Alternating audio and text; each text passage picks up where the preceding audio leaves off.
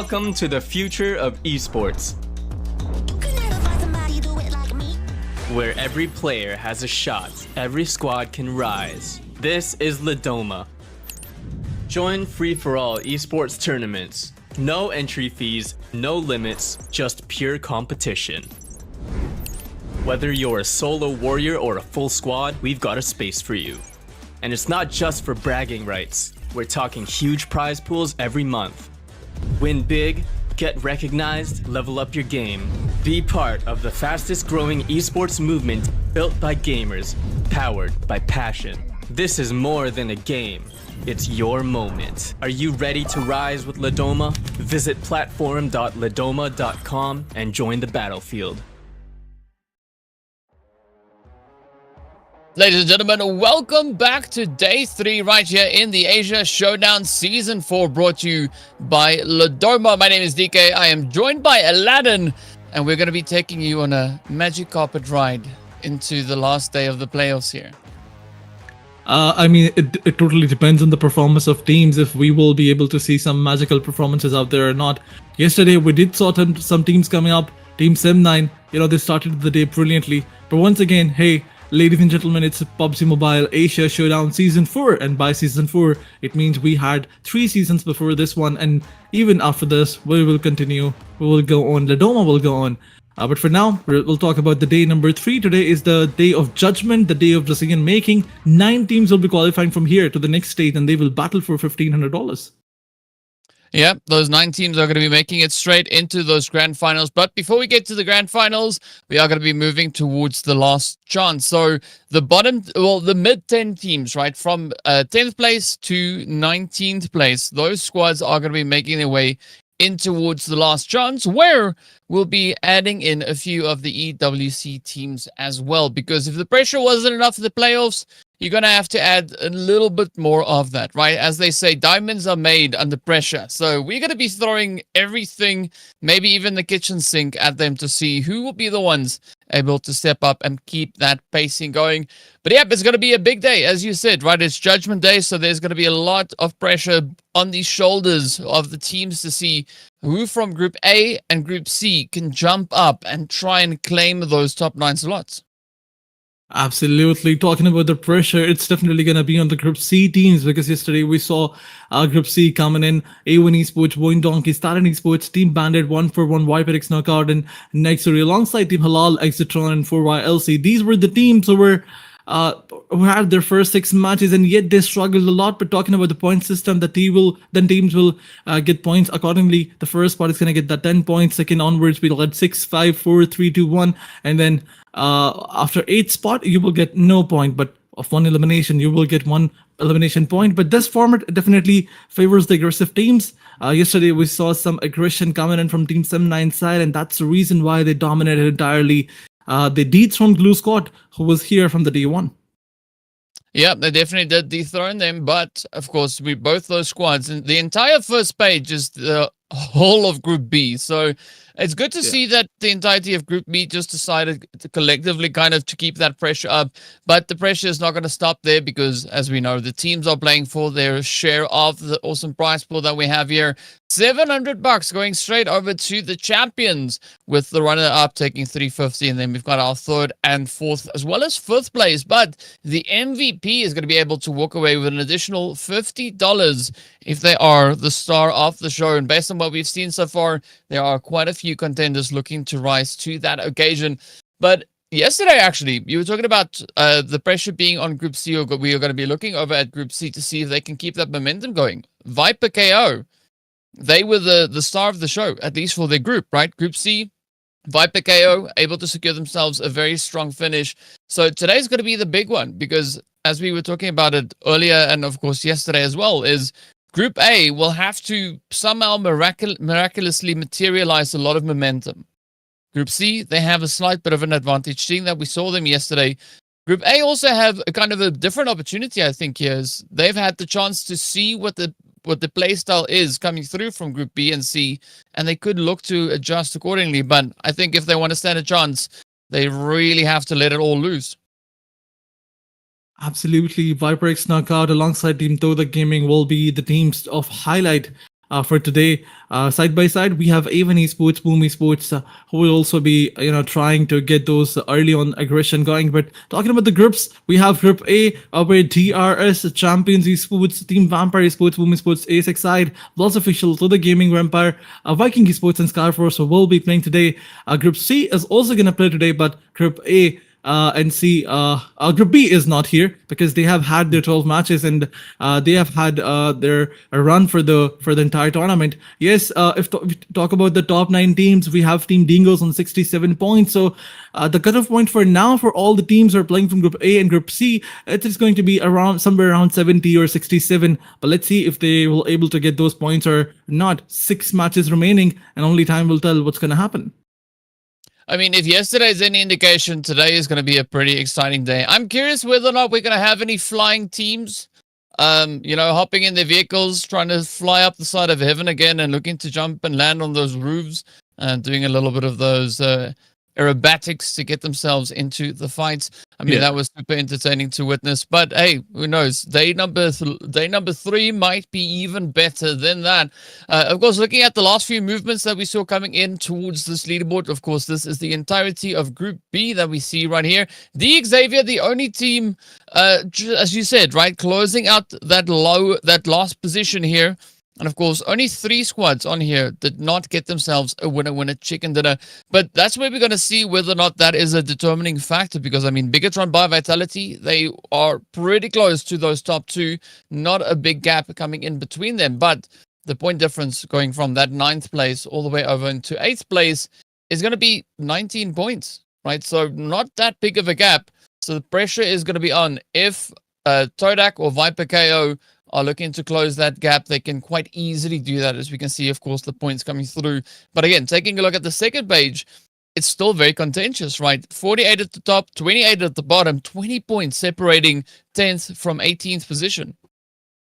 Well, if you look towards the second page, at the top and the bottom, they have a huge difference out there. But talking about the teams like A6, I8, TODAK Gaming, Vampire Esports, yes, there's a lead if you talk about Regicide and Dingo's XAVIER, but the lead is not that much. They are on 67 points. So all they need is 20 points or 30 points in the 6 matches to qualify. So I think for TODAK Gaming, Vampire Esports, and Team A6, it is going to be a piece of cake. But yes, if you talk about A1 Esports, Boom Esports, they have to, get more than double of the previous performance. I mean, they need to get at least like 40 to 50 points today. Will the pressure, stop them from getting these points, or Team Boom Esports, A1 Esports, they will just showcase their skills out there? Only time will tell. But yes, BLUZZ Official, another name who played the day 1, but they were unable to get more than 30 points. Then we had Viking Esports playing yesterday, and they only get 29 points, 1 for 1 from Pakistan. One of those aggressive names out there, but they were unable to show their aggression yesterday. They only managed to get 21 elimination points and 7 placement points, which is decent or okay-ish performance, but they need to step up big time in these matches. Yeah, the pressure is going to be on. And as we saw kind of it being established on day 1 and day 2, for the teams to find themselves up at the top, they need to aim for 70 points. Because that's what's been happening over the first 2 days, right? So the statement has been made, the foundation and the ground has been laid. Now it's up to the squads over here to see whether or not they can rise to that occasion. And the pressure is going to be on because, especially looking at, for instance, HALAL AXETRON, right? They've been having a little bit of a tough time. Only 9 points across 6 matches. So that does leave us with a little bit of a performance to be, seen here as they are yet to ramp that up. But who doesn't need any motivation is, of course, going to be our MVPs. As we can see, Lapar, Firen, Roshan, and Xbox coming in here, making a strong representation for their crews. But again, all these teams, they are all in Group B, right? So now there's going to be a new opportunity for A and C to step it up. And a whole lot of players could potentially come in to contest the MVP rankings.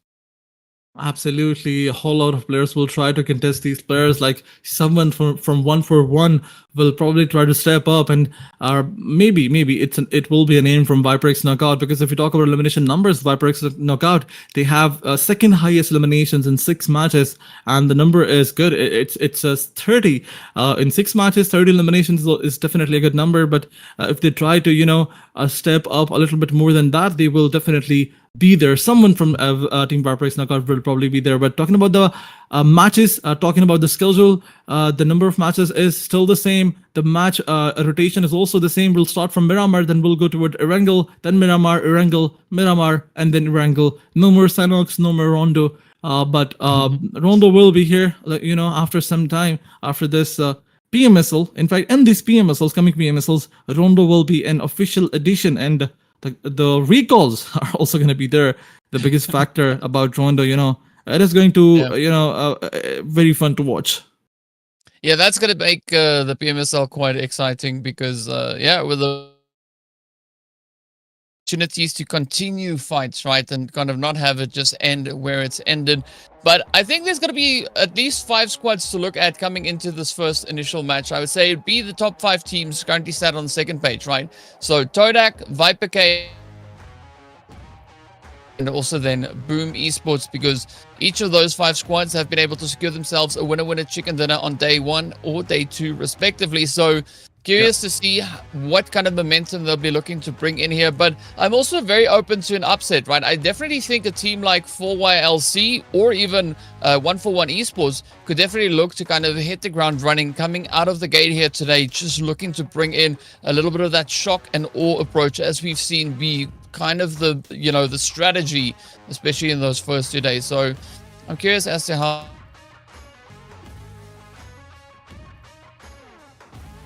Well, we are seeing Vampire Esports on the second page. I'm sorry, I think the Discord is bugged for now. I cannot hear you properly. But yeah, talking about the teams who will probably try to make a comeback, Vampire Esports is also a name alongside VOIN Donkeys. We've seen these teams dominating previously in multiple tournaments. And then we have DRS and Champions Esports. These are some elite teams out there, some elite names out there. They have dominated previously in the same tournament. And if you talk about PMSLs and, global tournaments, Vampire Esports have always dominated. Yes, they're not having their perfect run, they're not having their momentum going, but they can still try and get some elimination points or maybe some good chicken dinners. They only have 19 points as of now, but then we have VOIN Donkeys, who dominated recently in PMSL Central and South Asia. We saw them we saw them taking some huge names down. They had great elimination numbers. They had great listen numbers side by side. They were getting chicken dinner, so we can expect them as to step up as well. But then we have TALON Esports, who were in the top 3 in previous Leoma Asia Showdown.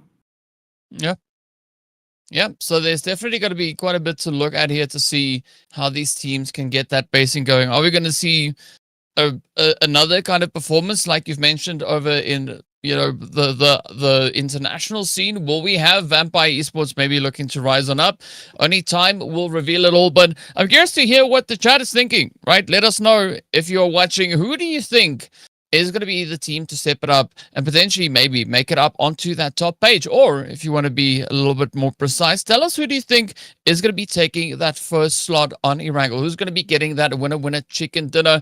And of course, as we've said, right, only the top 9 teams make it straight into the qualifiers, and the remaining 10 teams below them will go through into the last chance qualifiers. So kind of the spot to aim for is going to be the top 19, right? So anywhere from 20th to 27th place, that will be the end of the season for you, right? So our top aggressors, our teams that can really bring in that heat, they're going to have a pretty strong day here. But let's see who that will be, as we are going to be starting it off over on Erangel, coming through from that southern side in between Primorsk and the military island, heading up towards Lipovka. So somewhat of a nice centered flight path. Now we're going to see where that zone is going to go and maybe whether it will complement the flight path itself. Well, I would like to disagree with this. The flight path is definitely not a centered one. Yes, you can say that the teams are not going to face a lot of difficulties. They can definitely go towards Hospital, Ruins, Rozhok, Napoleon, and Kamishki side. But yes, they will face a little bit of problems if they want to go towards Zarki and Severny. And we have seen teams going there. We've seen teams, jumping and rotating towards Zarki for the loot. And that's one of those very controversial areas where, you will take a lot of time and you will not get so many flight paths to go there. So let's see where the teams are going to go, and side by side, are there going to be any drop clashes? Because these teams have not played up against each other. These groups have not played in this Leoma Showdown. This is the first time that Group A and C are coming together up against each other. But then we have a drop clash here in Pramos. Team Vampire Esports coming so close to one team. I think it's HLE that we're talking about. Both the teams are probably gonna indulge themselves into another on drop clash. And then we have VIPERxKO knockout going really close to Boom Esports. So yeah, I'm really hoping that there is going to be some drop clashes out there. And also Lipovka looks a little bit contested because VOIN Esports is going up against NEXORY here. Ooh, all right. So we are coming in hot right out of the gate. Yeah. Several points of contention now starting to build on up. But also we do find a few squads that are going to be taking a little bit more of a calm approach, right? We do see Nova Repnoya, the container yard, not going to be all too hot and sweaty just yet. But right into the action we go as we move up here. TALON coming through with a bit of a push, bit of a charge, looking to see if they can maybe establish a bit of a foothold. They have to be really quick about it because the competition is already going. I love this. It's just absolute sweats right out of the gate here. Now, can they hold their own? TALON needs to be very cautious. A lot of bow play coming into these matches. But is that going to be able... Will they rather be able to convert that? Because TALON, they've already lost their first player. So this does put them at a slight bit of a disadvantage. Absolutely, TALON lost first one of their player, and you need all those players in these fights of apartments. And look at this, and now the player of TALON goes down. This is an opportunity for the opponent's team to go all in, rush all in, and eliminate the rest of the players. And I think that's what they're trying to do with TALON Esports. They're trying to retaliate this time around. It's yours Johan who took one play down, but he's the last one standing. You gotta watch out. You're gonna go all in. If you get eliminated, your team will suffer. With a very bad match. You cannot start like this. But once again, the ball play is gonna come in. TALON, yours Johan, you have to revive your teammates. But as he push forward, VOIN will shut him down, and BLUZZ official will start the match with a little bit of domination out here. 4 elimination points in their backpack without losing a single player. Gyro was down, but they will revive him. And now BLUZZ official, they're looking for an aggressive start, and that's what they got. The drop clash is over. Yasnaya is entirely delivered to this team. BLUZZ official, 4 elimination points for them.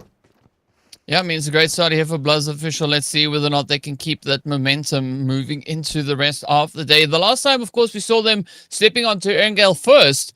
They finished quite well. Second place with 12 eliminations. So we know that they possess the capability of playing a very, very strong Erngale. And 4 eliminations to start them off is going to be a really good way to get that momentum secured. Now, DRS are going to be going about their business up in Malta. Nobody here to contest them, so they can go about what they need to do. Make sure they've got all the loot they're looking for before starting that rotation. Unfortunately for them, pulling a little bit further up onto towards that northern edge, centering in towards Rozhok, I think, again, it will allow for several angles to be played. But Aladdin, this way I want to ask you, do you think we are going to be seeing that other treacherous compound that we saw played yesterday coming into swing yet again? Well, it all depends on the zone. If someone goes there, somehow teams will also try to, do the same thing. But now that we have 8 different teams, 8 different names coming in, let's see what is going to be the, mental of the entire lobby. What is going to be their plan? Because sometimes we see all the teams indulging into one specific slot and then one specific spot, and then they do not even try to rotate from there. And the point of contention, it changes in every other map. So maybe, who knows? But we have ASXI in front of us. For now, they're trying to loot Severny compounds, and there is no contention here. On day 1, they had team DRS coming here again and again from the same group, but now DRS has decided to change the drop. Probably it was DRS or T2K, but yes, someone from Nepal was trying to challenge ASXI, and fortunately, they don't have any challenge here now. One of the players looting shooting range, so this split is definitely good in terms of loot, but you gotta watch out. If anybody comes here and try to contest you, then this split can definitely create a lot of troubles for you. But Champion Esports on the run, they're rotating, they're looting, right, side by side. They're trying to, get the best spot inside the circle. They have somebody going real close, and that is DRS, who's probably gonna try and fight with them in this rotation. But yeah, Champion Esports, their entire focus is to just go all in, rotate, and find the best spot inside the circle. Yeah, that's going to be the challenge, to find a good spot to call home for the time being. Of course, they still have a little bit of a way to go, but fortunately, it's not going to be too far. I think the big challenge here is going to be those trees, right? You have to avoid them because, yeah, they bring your car to a very abrupt stop, and it's not quite the easiest way to rotate forward. Atomic and the rest of the players here from Champions Esports now continue to look for that next position.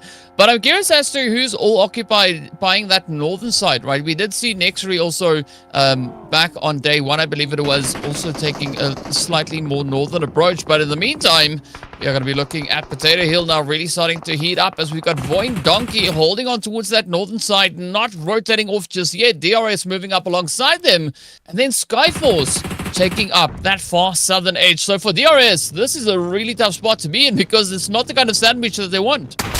Absolutely, it's a three-way deadlock here. DRS getting tagged from two different sides, and Skyforce Icy was going to move forward. He takes down Cyclone. This is the first knockdown, the barrier breaker that Team Skyforce needed. Now they're going to go all in with utilities, with maybe vehicles. But on another side, it's TDK versus TDK. What are they doing? They're picking their own players down, and MVK is taking advantage. But yeah, Skyforce wants to go all in. Cyclone is not revived. Look at Yadauta. He's thrown down in the smoke, and he delivers a shot on the back of it. DRS Kilobyte throws a grenade, and another player goes down. Well, look at this. Yadauta gets spotted, and Sancheer will definitely eliminate him. Sancheer gets the elimination number confirmed. Kilobyte comes for the rescue, takes one of the player down. It's a 2v2 situation on both sides, but the confirmation are coming from Skyforce side. In the meantime, TODAK Gaming gets eliminated, but DRS Kilobyte takes another player down. Is this a 1v3 that we're talking about? DRS versus Skyforce, and Kilobyte is charging in. Oh, so much excitement coming through. Let's see whether or not DRS are going to be able to survive with the duo that they have. The odds are looking pretty stacked. But now, DRS quickly trying to reposition. Skyforce, oh, so far managing to whittle away their own numbers. VOIN And now, Donkey. VOIN Donkey. Yeah, they're going to be looking to clutch this one out. I love this aggression on the VOIN Donkey side. I mean, this is the kind of approach that you need. If you want to push for the top of the standings, this is how you need to start the day. So VOIN Donkey really establishing themselves quite sufficiently here, but it's still going to rely on the position here of Icy to see. Maybe they can play the upset. We have seen these 1v4 plays turning out quite miraculously. I don't know if that is going to be the name of the game right here, but example also going to be the last contender left for their squad. But the pressure builds as we now center back into Pachinki.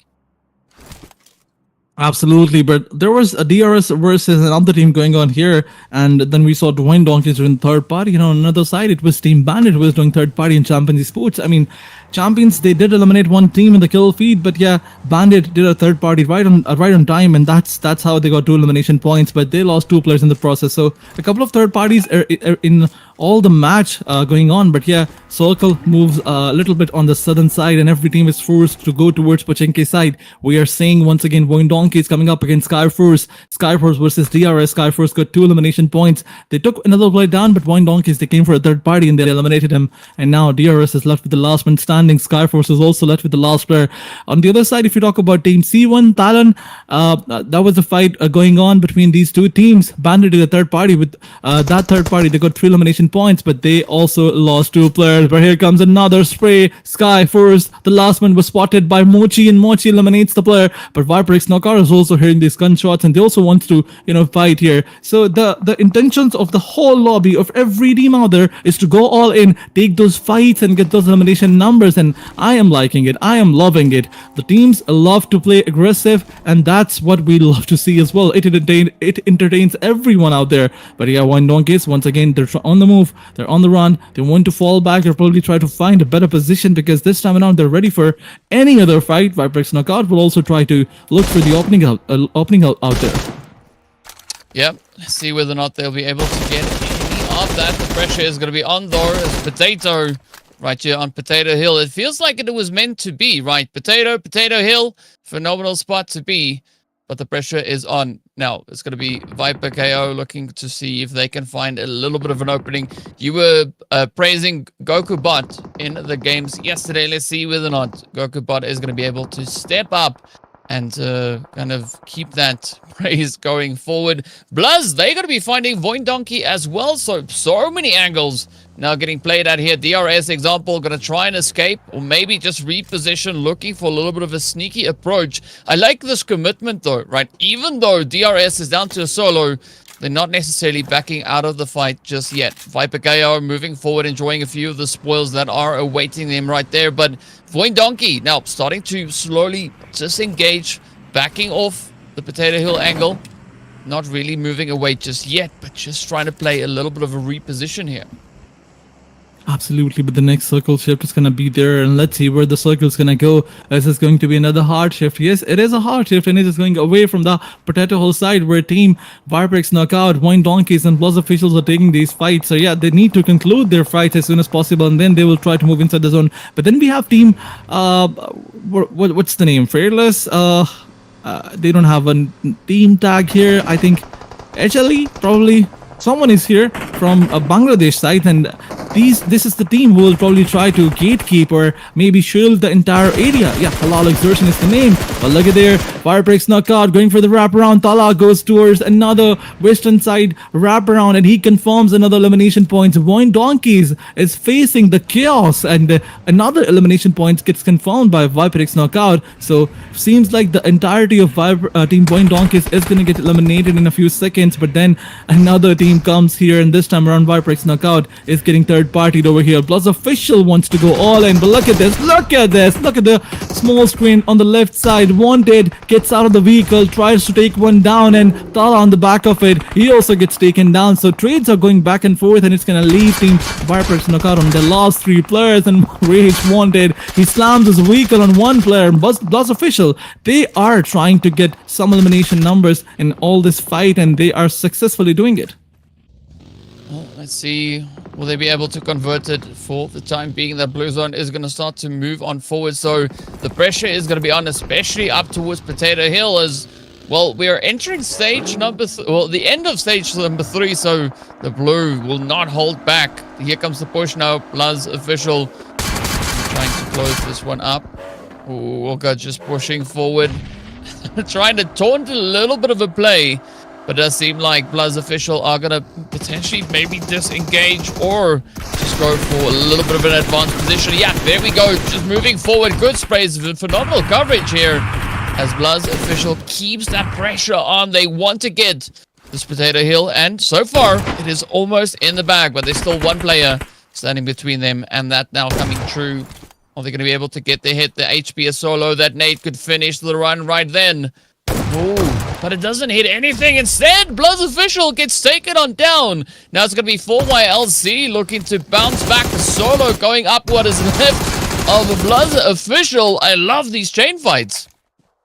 Absolutely, but I would like to request production to please increase the screen size for us, but for YLC taking this fight outside the blue, they're drinking the blue juice, and side by side they need to win this one. And look at this, a push comes in, some shotgun fires are going on back and forth, but it's Rox who will get the better of his opponent. 12 elimination points in the backpack of team BLUZZ official, but this is the last player, the last man standing, and he will probably not make his ways inside the zone because, when you're the last player, it gets so difficult for you. The blue zone is here, and he needs to move as soon as possible. He's getting low on HP, but he has so many crates to loot, and probably then he will try to heal outside the zone as well. He can go for the heal battle too, but here comes another fight. Team AXETRON versus NEXORY, and AXETRON is going all in. They are slamming here, and they want to send Team NEXORY back home, but NEXORY, they realize and left their teammate here. They cannot revive him. Decider, he's gonna left to bleed out, and AXETRON will not just get elimination points, but side by side they will get some compound for themselves. But the zone is not here. In 90 seconds the zone is gonna start, and they have to make their ways inside the zone. But will they try to slam in on the left players of team NEXORY, or will they just try to go straight inside the zone? That's another question. Only time is gonna tell. But AXETRON, yes, they also want to go aggressive, but they have their focus on the chicken dinner as well. Previously we saw some teams going for elimination numbers, and it didn't go well for them, but yes, it went crazy for team BLUZZ official, and now they have 12 elimination points. I mean, it's pretty crazy. Love to see teams just pushing forward here. But now we do say goodbye to BLUZZ official. Also, we did see the players from HALAL AXETRON also not going to be able to hold nice and steady here as they will get taken down. ASIA coming through with quite a bit of a punch, still managing to hold on to the full squad. But now the hard work comes in. They have to rotate back into the zone, and they do have to share that edge of zone position with NEXORY. Are they going to go for full aggression? Are they going to rush forward into them? Or maybe come through with a little bit of a different strategy? The pressure is definitely riding on their shoulders, and we'll find out soon. But I got to say, though, for ASI8, looks good. 4 eliminations up. Now moving up in towards that 12th position, or rather just solidifying themselves there. And they're not done yet. Baby trying to poke and prod into the side of NEXORY.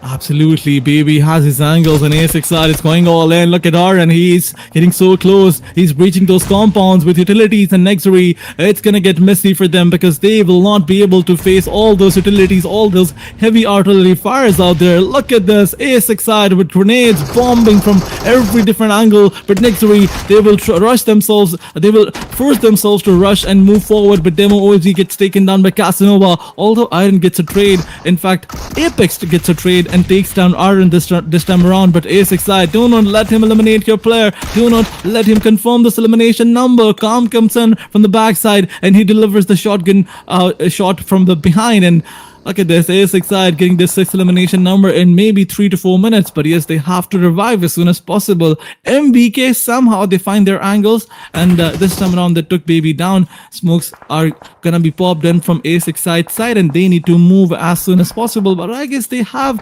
a little bit of area for themselves in the circle. Baby gets eliminated because Break, he was going with those random fires out there. MBK gets an elimination point. ASIA, it is looking good for them. They have 6 elimination points, but they had to pay the price in the form of Baby. Yeah, sometimes the rent is due, and you got to pay what you got to pay to be sure to stay there. Of course, speaking about staying, there is quite a few teams now held up right here into Pochinki. We've got 141, we've got Bandit, as well as a Vampire Esports. So this could result in a very exciting engagement as well. Now, it's going to be that big build to see where these teams will go. Of course, we've got another player holding just over on the side towards the eastern edge, close to the fields. That, of course, is going through from the side of Bandit. So let's see whether or not Vampires can lock this one down. Several points to focus on, and so many players moving in from all directions. The church, always a good spot to have if the zone favors it. And so far, it does look to be exactly that. But Vampires, I believe they're going to be put to the test now.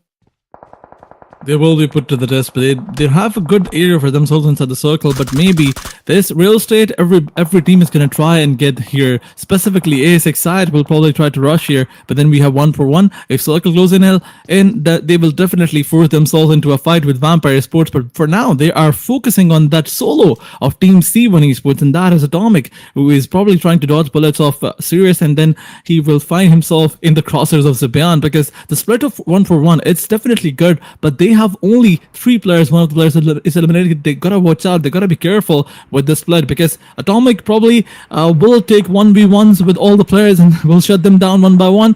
But if it's gonna happen or not, only time is gonna tell. 141, they are in a split. They are trying to hold the Pochinki area. We are seeing 4 to 5 teams in this entire area. ASIA is also gonna join in. A1 Esports is also here. 141 going in with those grenades and chip damages on Atomic. They're trying to find him. They're trying to eliminate him. Yes, they know that somebody is here, but the exact location, position is still unknown. And on the other side, Sirius is also trying to find the player of C1.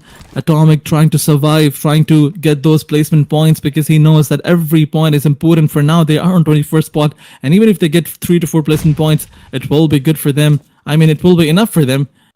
Every single point matters. But look at this, Zabian goes all in. He got spotted, unfortunately. That was a good move, but it was predictable, and Atomic predicted it. But once again, the grenades are coming in. Sirius charges in with the shotgun in his hand. He gets a lot of damage, and on the back of it, Atomic comes in with the Molotov. He takes one of the players down and takes another. Atomic took 2 players down, and Team 141, they're not gonna digest it. They're not gonna believe this. 2 of the players pushed together, and both the players were dealt with the shotgun of Atomic, and C1 Esports, Champions Esports. Now we know that's the reason why they have champions in their name. But on the back of it, it's Vampire versus ASXide going in. And as we were discussing it, ASXide, they will definitely charge here because the church area is one of those hot drops or hot sites where every team tries to go. And look at Calm. I think he's going to fall back or maybe try to get some information by, maybe driving his vehicle. But yeah, Vampire Sports, they need to be really careful.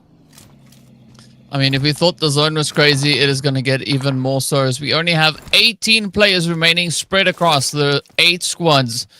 So the the challenge is definitely increasing. I mean, that was a phenomenal shot coming through with that S12K that we saw just a few mere moments ago. The Vikings, of course, are going to be holding just on the outside of zone. They've got about another 40 seconds or so left on the clock until they have to make a decisive move. We got Boom just holding to that northern edge as well. But for Boom, I think this is where things turn into a little bit of an uphill battle. They don't necessarily have a lot of opportunity or a lot of rotational pathways to utilize here. It does seem like the Vikings are going to look to leverage that against them. So this could be exactly what we need to have happen. As we know, Vikings trailing by 2 points currently behind Boom, almost managing to close that gap. But Vikings taking several engagements or prepping to take engagements on several fronts, right? So they're going to have to decide, are they going to focus in on ASI8 or will they turn their focus solely onto Boom Esports? Well, ASXide is looking pretty much confident this time around because they have eliminated 2 squads here.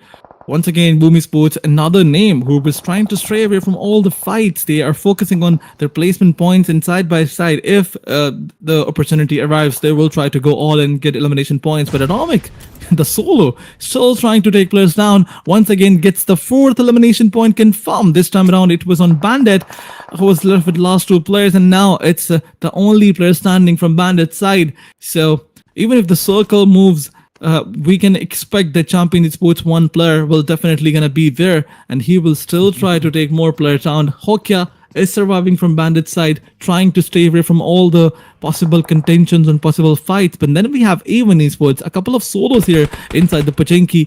C1 Bandit, A1 Esports trying their level best to get this placement points, but ASXide, they're indulging themselves into another fight. They have 6 elimination numbers. They need 3 to 4 more to get on that 10 elimination golden number. But yeah, Vampire Sports once again, circle is gonna go towards them probably. And if it happens, they will have to deal with all the solos coming in from Pachinki's side. ASXide cooking some grenades, throwing some utilities out there. And now it's time to revive their teammate and then settle down once again. The zone is gonna get closed in 1 more minute, and then ASXide will also be forced to take a fight. But look at this, MVK, they had no clue that ASXide is there, and a beautiful spray by Casanova will take Superman down, and Casanova will send him back home.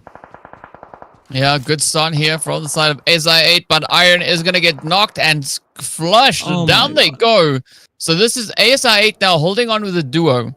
So it's going to be Casanova and Calm.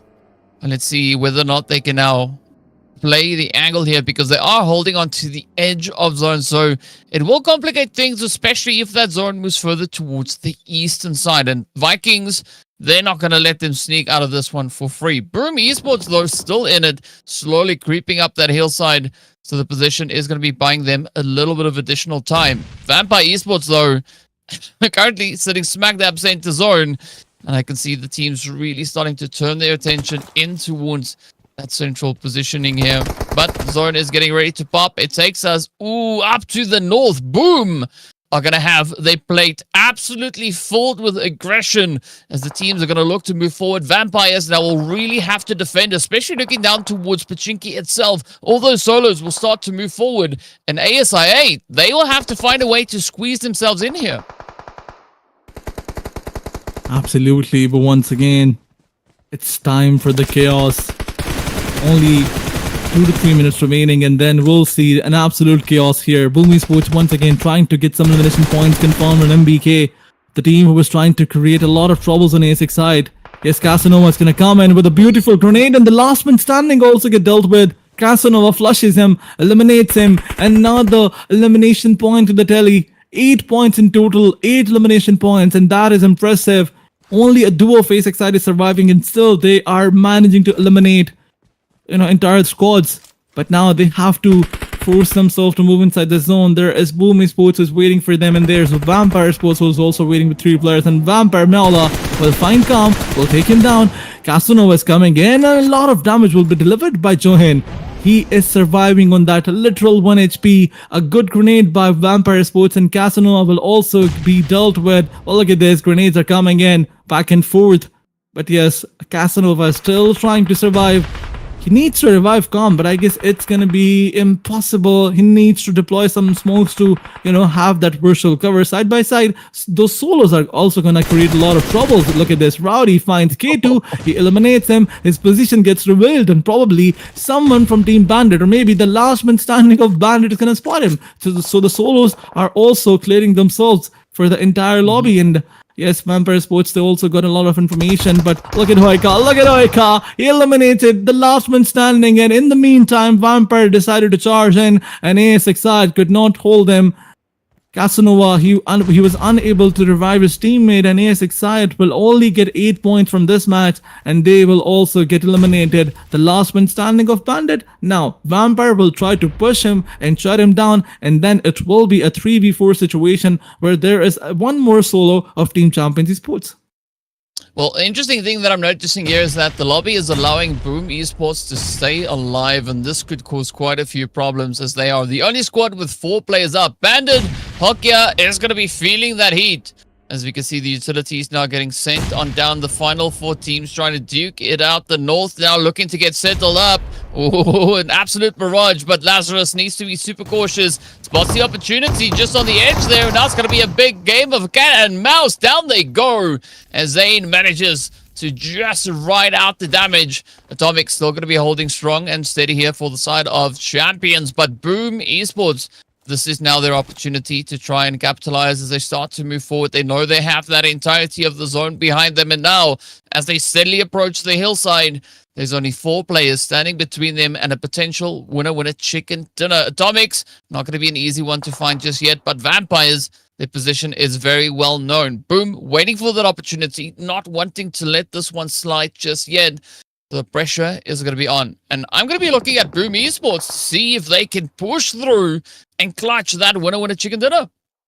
I mean, Boom Esports is trying to deal with Atomic first, and if he gets eliminated, a grenade comes in from Meola, and Atomic will be taken down, and now it's a 3v4 situation. Boom Esports, they were probably thinking that it's a 4v4, but now, as the last man standing of Seaman gets confirmed, now they've realized that it's a 3v4. They are on the advantage, but VIPERxKO, look at them. They are going all in. They're just charging in, but a grenade is going to come in from Zohe inside. It will leave Lazarus on that low HP. On the other side, Fajar comes in with another beautiful grenades, and look at this follow-up grenade coming in from Zero's side. Will take the player down on that 1 HP, and some shotgun play is gonna come in the close ranges. VIPERxKO, they're losing the players 1 by 1, and Zero will take another player down. It's going to be a 1v3 for this lad, and probably it was a 1v2, but Johan lands the final blow, and look at VIPERxKO, they get eliminated, and Boom Esports will get the chicken dinner. What a blunder by the entire lobby, and what a play by Boom Esports. They stayed alive. They were so focused on getting those 10 placement points, and side by side they were staying alive with all 4 players. That's the reason why they got the upper hand advantage on the entire lobby. Yeah, and I think the delayed rotation that we saw coming through from Boom Esports moving up onto the northern side of zone definitely bought them this opportunity. So big ups to them, right? Keeping their focus, ensuring that they choose exactly at the right moment to strike, and well, they were able to capitalize, getting themselves that glorious winner chicken dinner. But it is going to be Atomic to come through as the MVP for this match, walking away with 4 eliminations and 645 damage. So a very interesting play, but it's not surprising because, as we know, right, Atomics, give them a S12K, put them in a building and have players push, and we know exactly what's going to happen. That S12K is going to go straight into the face and say, thank you so much for the additional elimination point. But yeah, a great job being done here by Champions. But we got to take a look and see exactly what that point situation is. We saw a lot of eliminations. I mean, BLUZZ Esports coming through with 12 elims, awarding themselves, well, 12 points. So if they were able to add a few placement points to that, they would be smiling even more.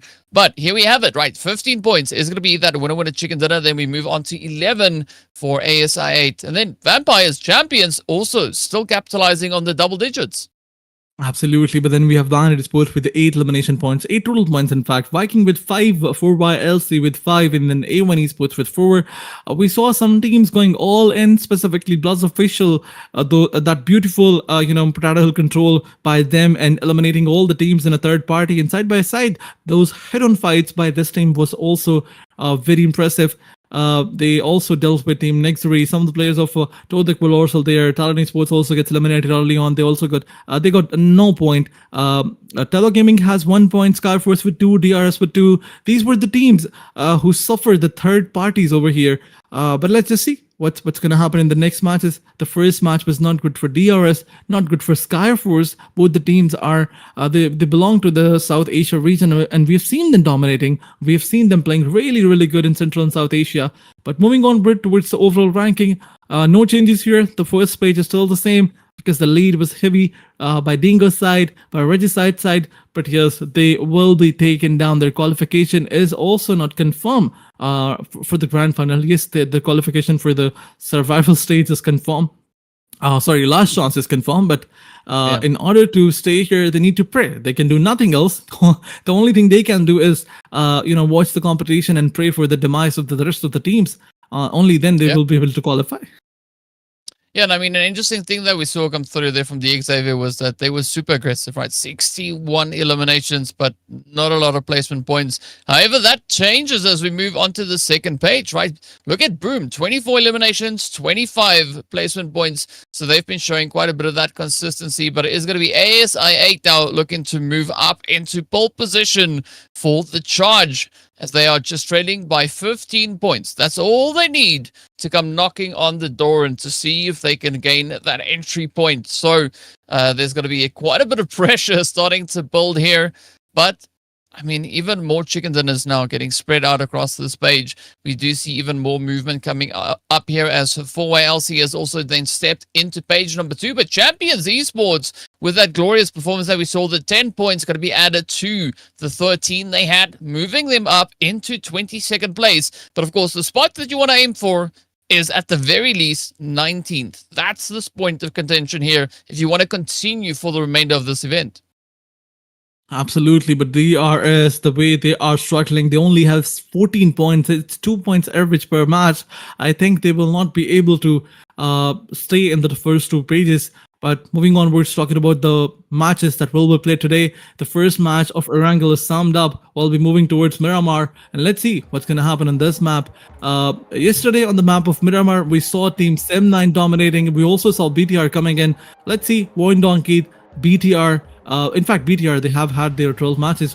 VOIN Donkeys was the only team who was in top 5 from the playing teams yesterday on the map of Miramar. Let's see how well are they going to perform. But for now, it's time for a short break. We'll be right back after a very short one.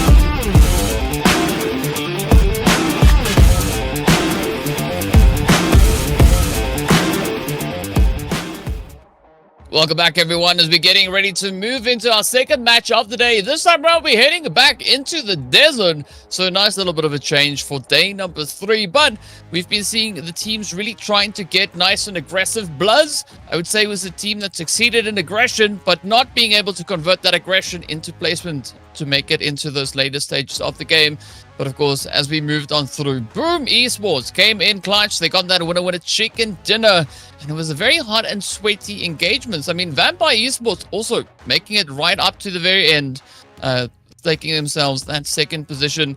But I think for Vampires, a good spot that they had was that church, right? The zone just blessed them, and they were able to kind of just maintain a good consistency. But now I want to see, will we see the same teams that performed well over on Erangel perform equally well when it comes to Miramar, or could we have a team like Toadak, for instance, deciding to, you know, really wake up and just let it all out?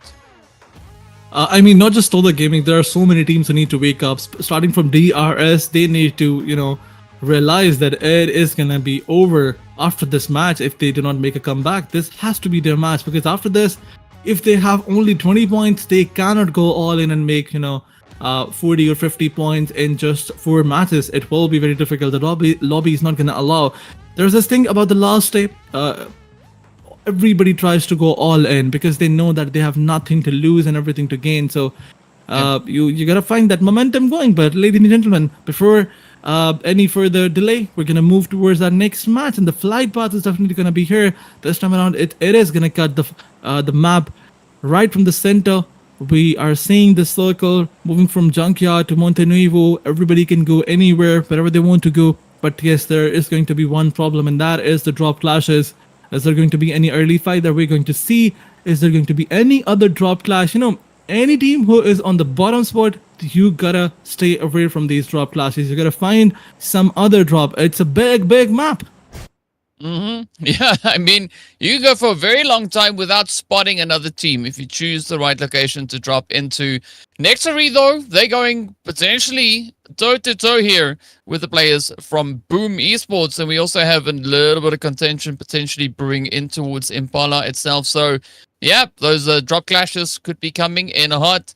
San Martin, this is where we see the players here from DRS moving through. We just saw them on that little mini map over there. VOIN Donkey also going to be heading up north. So several bits of action right out of the gate as that feed is going absolutely crazy. The teams are not wasting any time. And look at this.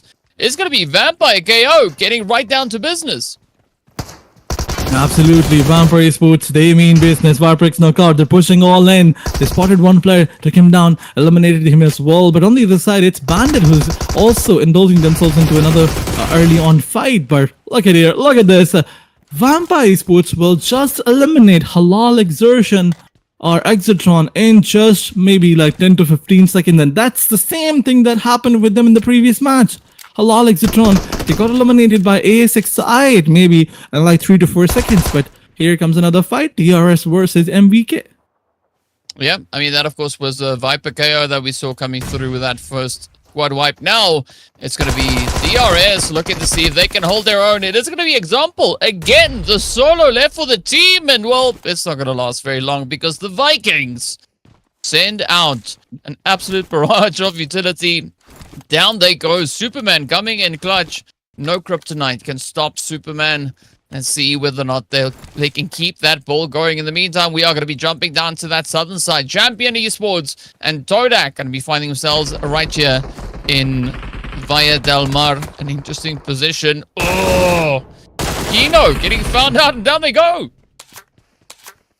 Absolutely, TODAK Gaming also getting a good start this time around. It's C1 versus TODAK that we are seeing. The last man standing of C1 will be dealt in a short while, and TODAK Gaming will start their day. You know, you can say the first match was not good for them. They are on the very bottom spot. You can see that they are on 25th spot. They need to at least have 4 to 5 more fights like this. But for now, they are starting the day with 4 elimination points. but they have to still find the last man standing, because we've seen solos pulling miracles off. We've seen solos doing some clutches out there. And talking about those early good fights, there's another fight. It's 1-for-1 this time around, coming up against Skyforce. And Skyforce, even if they have 30 points, even if they get 30 more today, they will not be able to qualify. So they need to realize that going all in these early on drop clashes, it's not going to favor them. But here comes another knockout. 1-for-1. You got to watch out. You cannot lose any other player. They've already lost one. K2 is down and out. But now they have to win this fight without losing another player. It's a 3v4 situation here. They took one player knocked out, but that player is revived, or probably he will be revived in a few seconds. Yeah, we do see champions also now getting taken on down. Not a single point to show for this match. But you were talking about the pressure here on 1-for-1. Oh, serious! Getting hit with some serious damage there. Down they go. It is going to be the players from Skyforce now looking to capitalize. They still have all 4 players in the fight. Yes, there is a knock, but is that going to be enough to put them on a back foot? Now 1-for-1, trying to see if they can find some fair trades. 4 trucks, Zibian keeping it steady. Not going to be looking to expose themselves too much, but I like this approach coming through from Skyforce. Really prioritizing the aggression here, trying to clear it out. Nice bit of group work that we see coming in here as well. But Godless could maybe get clutched up if Zibian spots them out behind those crates. I mean, yes, he can certainly, but on the other side, he will give information to his teammates that this is how 1-for-1 is trying to push forward. But Skyforce, they need to revive their teammate. Godless is bleeding out. The focus has to be on the revive. But wait a second, the players are pushing in. Volter comes in. The shotgun will seal him down, will in fact take him down. But wait a second, Sancheer comes in all in on Zibian. Both the sides will get heavy damage, but Sancheer will find the better of him. And now 1-for-1 will get eliminated. Skyforce will not just win the fight, they will also revive their teammate, and it will be a 3v4 situation for them from now onwards. But yes, the contention is over and Skyforce is the victorious. But VIPERxKO is also coming in an early fight. They have one elimination point in their favor. Pickout is the area where it's Bandit versus Vampire going in. Previously, Vampire faced an early on fight on the map of Erangel, and they won that fight as well, but they lost one player in the process. Now they gotta watch out. They cannot lose any player. Look at the points table. Vampire is on the 20 spot. They need every point that they can get. And once again, some grenades are going in. They're trying to find the players. I think the information is not here. They have no clue where all the players are placed, because look at Bandit Puzzle. He's so close to VIPERxKO, and yet they are waiting for any of the mistake that probably Team Bandit will do. Well, only time will tell whether or not Vampires will be able to clean this one up, but BIGETRON usually at a beautiful point of contention here. Bandits, though, yeah, this is going to be an important fight for them. Seeing that they only have 3 players left and they've got 22 points, they need to try and play this one as best they can, but so far it seems like Vampire Esports will not allow any of that to happen. Beautiful spray, though, coming through here from Hokia. Lazarus looking to close it up. Can they find that last hit? The confirmation is in. That is Vampires down to a duo. Oh, Lazarus narrowly managing to get that in, but Mueller gets taken right on down. So Vampires now having the tables turned as they find themselves on a solo. Bandit could still maybe clutch this one up, but they are also just left with one. So a very, very high price to be paid to get those eliminations secured. Both squads sitting with 3. Who will be the one to pick up the 4th? Oh, the angle's just there, very tight. Let's see whether or not Vance can get this play secured. Lazarus not going to look to let this one slide just yet. God. A lot of jump shots, getting so close to landing the hits, but unfortunately not getting it dialed in just yet. Up comes the push, the play, the shot. He reigns supreme as Bandit Esports will get taken on down. Vampires, though, capitalizing on 4, but man, they paid quite the price here.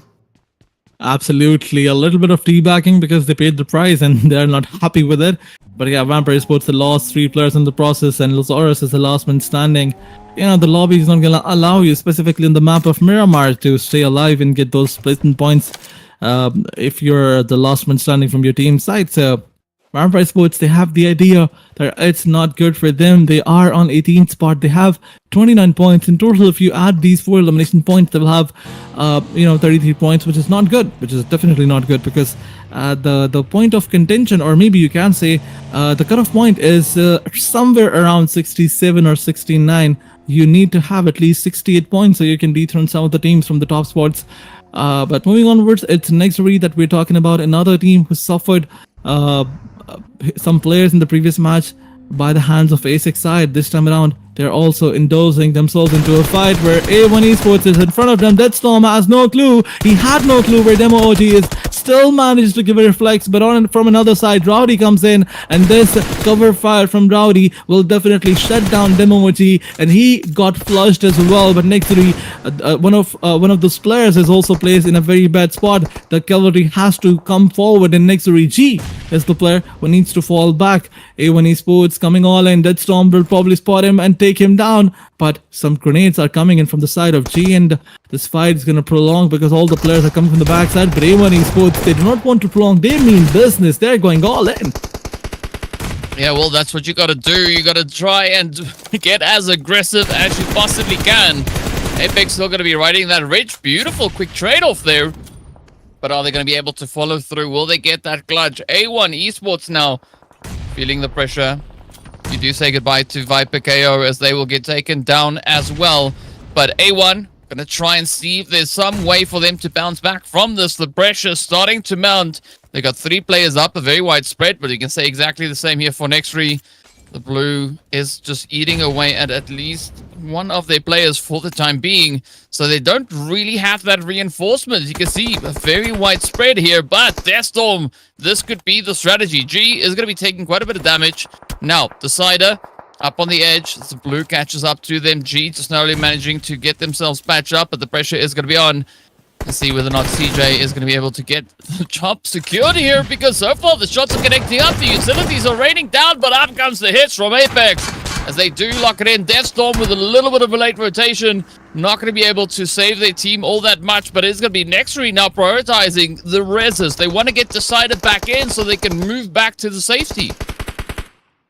Absolutely, only the last man standing from Apex, from this side. NEXORY, the Apex is the last man standing, but Deathstorm is trying to scrape all those elimination points. But here comes VOIN Esports with the perfect third party, and that third party is definitely on A1 Esports because all the other players, they're not in their crosshair. NEXORY revived their teammate, but wait a second, VOIN Esports, they decided to charge in on team NEXORY as well, but they are falling back because they know that they have to move 1300 meters inside the zone. And look at this, they're falling back. But A1 Esports, Deathstorm, he also needs to fall back. Smoke is deployed to get that extra cover. But once the smoke fades away, VOIN Esports will have their crosshairs on you, and you will probably not be able to survive. But now he realized that it's more important to stay alive than to get elimination points. And Deathstorm, now he's also trying to move inside the zone. And NEXORY also abandoned this fight. But wait a second, VOIN Esports is not going to let you do that. And even A1 Esports player, he is also not letting himself do that, because the vehicle that he was trying to go in, he accidentally crashed it. Once again, changed the vehicle, and now moving onward, he went away from this rigid area, but he still needs to go at least 1600 or 1300 meters inside the zone. Boom, they're looting all those crates. They have some treats for them. They did not get any elimination point, but yes, they will get a chance to maximize their loot and then rotate inside the zone. I mean, the way Team VOIN Esports is playing on the points table, if you look at their points, they have 49 in total, and half of them are the placement points. In fact, they have more placements than they have elimination points. So the entire focus of VOIN Esports is to stay alive, stay away from all the possible fights. And even in this fight, they were going with a third party, but they did not go all in. They were, they will assess the situation, and then they will try to go all in. But on another side, it's ASX side who will, whenever they just find someone, they go all in. They do not care about the consequences. And let's see, when when they have spotted Team TODAK Gaming, will they try to do that? Well, we are going to find out pretty soon. It does seem like ASA8 are going to be looking to maybe play a little bit more towards that southern side. From what I can see, it is a potential wide split that ASA8 is going for. As we can see, only 2 of their players here. The rest of the crew a little bit more towards that eastern side. But of course, we did move into that stage number 3. So actually curious to see where that zone has moved in towards. As we can kind of piece together, it's close towards Power Grid, right? So Monte Nuevo is within that zone. Picado is going to be smack dab center. So there will be a lot of opportunity for a lot of aggression now to get played into the city itself. Absolutely, but the circle is going to go towards Pekao's side, and look at this. BLUZZ official, they will be forced to take a fight up against another team. This time around, I think it's Vikings who's in front of them. And then we have another team, Skyforce, with a beautiful split on the northwestern side, who will probably try to gatekeep Team Boom Esports. But Boom Esports, one of the player, he is already inside the zone. So yeah, they can rotate inside from that power grid side, but they gotta watch out with this of the split of Team Skyforce. They gotta be careful about it. But look at A1 Esports. Look at all these two players. They're trying to get inside the zone. Using the dot network was a brilliant idea by A1 Esports, but HALAL AXETRON, not HALAL AXETRON, NEXORY will find themselves in trouble because some of the players of Team Boom Esports will find them, and the Pekao area is also getting contested once again. But same is the case with Skyforce.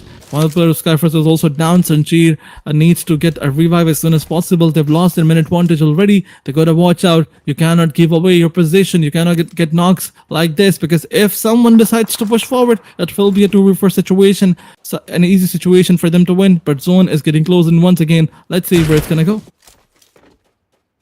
Well, it could go anywhere. If it pulls into Picado, it is going to be absolute chaos for this lobby. As the city fights are always quite difficult, but there we have our answer. It is not really going to commit fully to that city just yet, right? It is going to keep us down to that more western front, moving towards the southern side a little bit more so.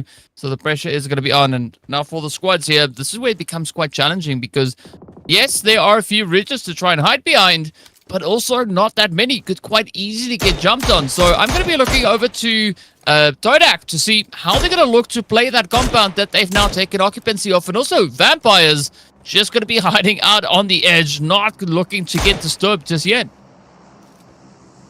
Absolutely, but look at 4Wilds. He's still trying to get some elimination points. They're still trying to get the advantage of that hillside, but they are unable to get any of the players knocked out. A1 Esports, once again, they managed to find a spot inside the zone, but they will be faced the chaos of ASXI. And look at ASXI. Look at the split by them. They're focusing on Team TODAK Gaming for now, but once they realize that there's a duo entering the area, they will definitely try to scrape some elimination points from them.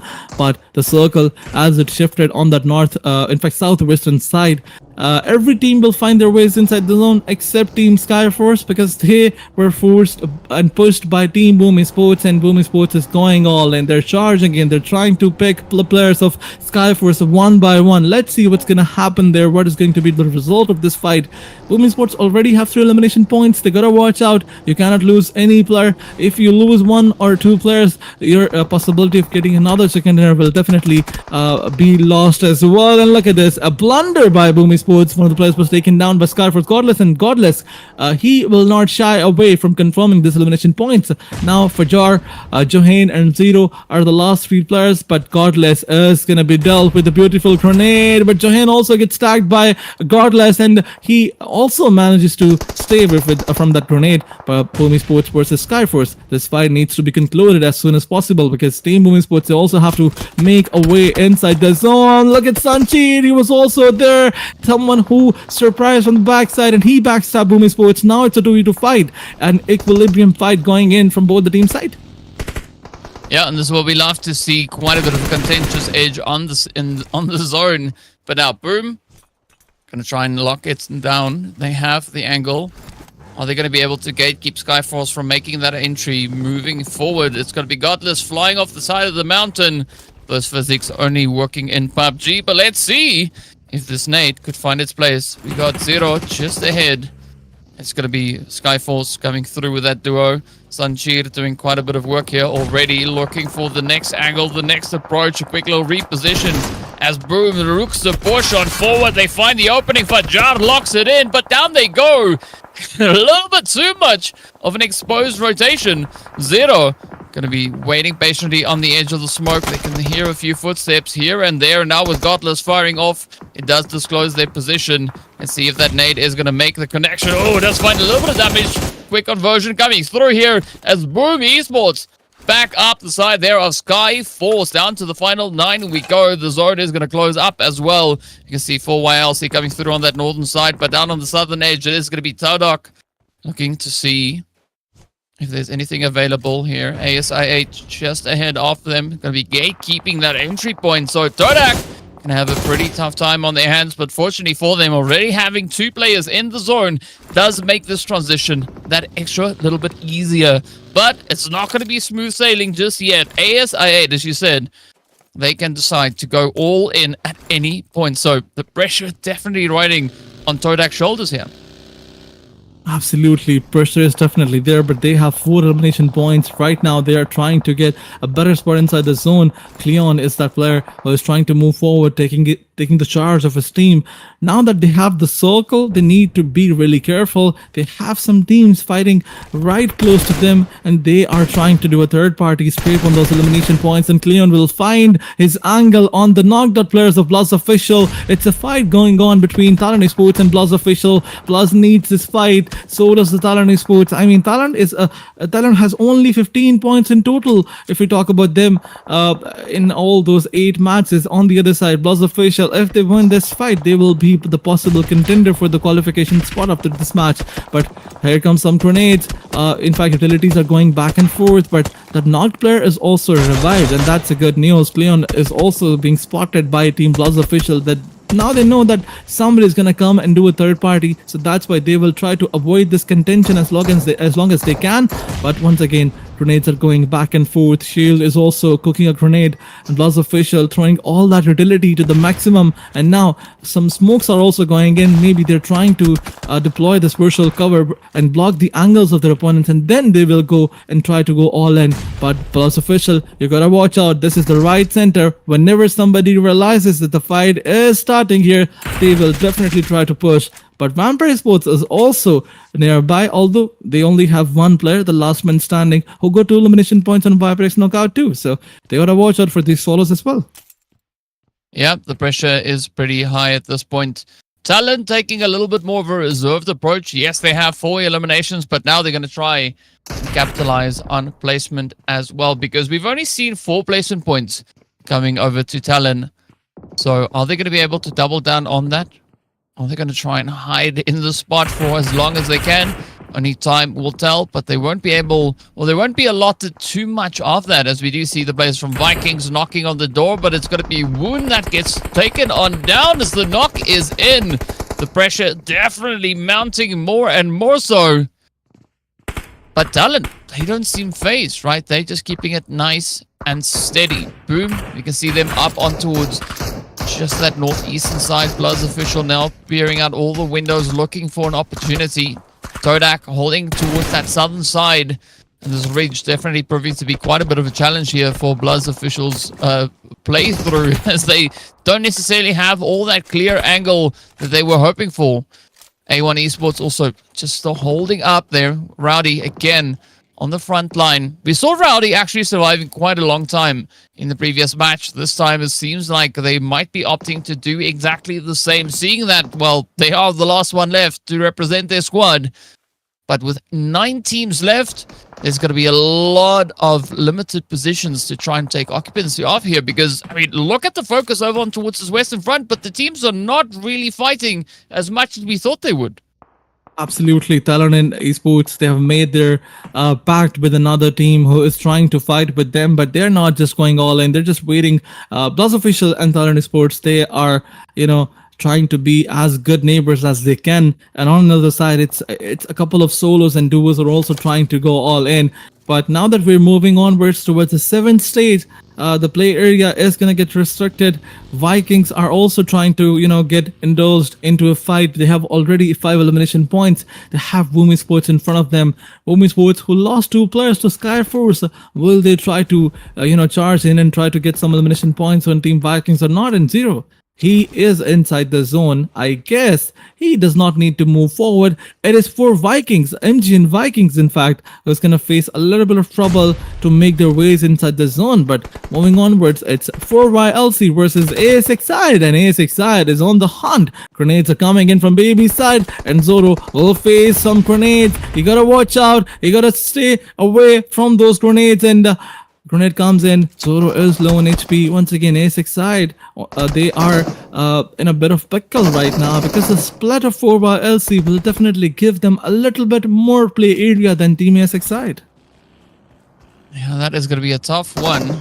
the position, the angles, definitely wanting to try and capitalize on them. A1 Esports also going to be sent back into the lobby. Now let's see what is going to come through here from 4YLC and ASI8. Toadak moving, as we can see off in the distance, looking to just get themselves a nice center position. But this is going to be BIPEN just pushing into the hot mess, which is the center zone. A nice reposition here by 4YLC. But ASI8 not going to let that one slide by for free. Lazarus there from Vampire Esports also just holding north. Look at the angles. There we go, baby. Locks it in. One down, a few more to go. And this could be that opportunity that ASI8 was looking for. That is their first elimination for this match. The next one could be in the bag. That is bumped down.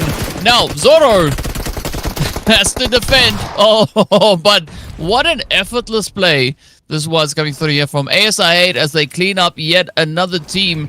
Of course, now adding their first few eliminations on the board, sitting quite comfortably on 57 points. And we've also just entered placement point territory. So whatever ASI8 is going to be looking to do here, they need to get the job done because that zone is going to shift yet again. Look at this though. Toadak pushing forward. Iron going AFK, not able to assist their team. Oh, this is quite a big problem now for ASI8 as they are down to a 3-piece and losing players at this stage of the game is really going to impact that performance. Grenades are coming in from Todak's side. Baby will definitely find one player. Nane is down. Situation is down to a 3v3. But once again, a couple of grenades are coming in from A6 side. Seems like the barrage of grenades is gonna come here in A6 side. Look at Aaron.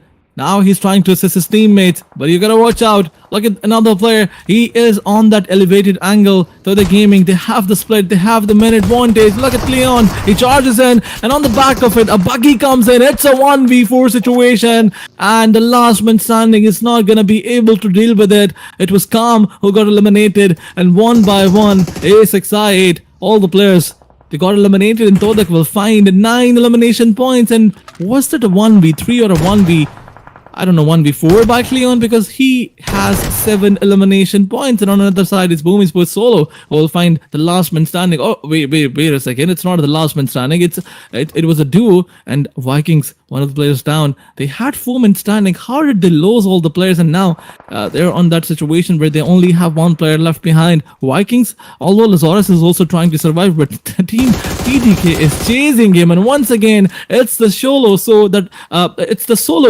we are talking about. And Boom Esports, as Rito is trying to win this. He already has 4 elimination points. Boom with the 7 confirmation once again is gonna go all in, but Lazarus will shut him down this time, and Vampire Esports Solo is gonna get this elimination number confirmed. Now we're down to a 4v3v1 situation. BLUZZ official trying to settle down, Team TDK trying to be aggressive, and on the other side it's Lazarus with a little bit of leap of faith, a little bit of hope in his eyes. But will he be able to clutch this situation? This is a 3v4, but in order to do that, BLUZZ official has to go all in and fight with TDK. But all hopes lost because Lazarus was spotted and he got eliminated by TDK. Yeah, I mean, this is looking pretty good here for TDK, but you gotta say BLUZZ official, they've also been building quite a bit of momentum coming off the back of the last game here. So let's see if they can convert this moving forward, as, well, they have a really good chance. Good angle, but not necessarily the numbers advantage. I think for Toadak, this is a beautiful comeback, right? Previous match, 1 point. That's all they had. Now, they capitalize on 9 eliminations so far. They are going to be walking away with those placement points as well, but the pressure is going to be on. As you can see, BLUZZ officials are starting to push on forward. The shots are in. Gyro is down. It is now just TM to hold it up. TMG8, the last one left for BLUZZ official. Looking to see if they can maybe play with these ridges, but Toadak look to have this one in the bag. 11 eliminations strong. Are they going to be able to make it 12? One player stands between them and that winner chicken dinner. They started the match off with 49 points to their name, and now they've just been running for that leaderboard as they lock it in. The winner chicken dinner goes their way. An absolutely glorious clutch up there from them. But you also got to commend the efforts coming through from BLUZZ official, trying their utmost best to lock it in, but unfortunately, Toadak had other plans in mind. And, well, what an amazing performance it was.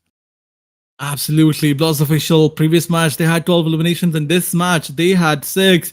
And on another side, it's Cleon with 9 eliminations to the name, 1300 damage. And he will probably join the top fraggers list after this match. One player with 9 elimination. That's a huge number. We have not seen any other team with such elimination points, let alone a player. And look at him, 9 elimination points to the name. Then moving onwards, we have 22 points by TDK. BLUZZ official getting 12 points once again.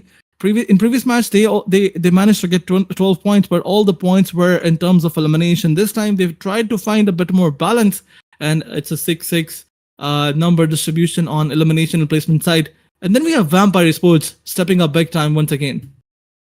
Yeah, Vampire doing the thing here, coming through with a glorious 12 pointer to their name. But Boom Esports also, who we saw having a beautiful run in match number 1 here for today. They had 15 points. Now they've got 11. So the consistency from Boom is definitely there. So gotta love it for them. Vikings Esports, ASI8 also finishing with a nice strong presence here.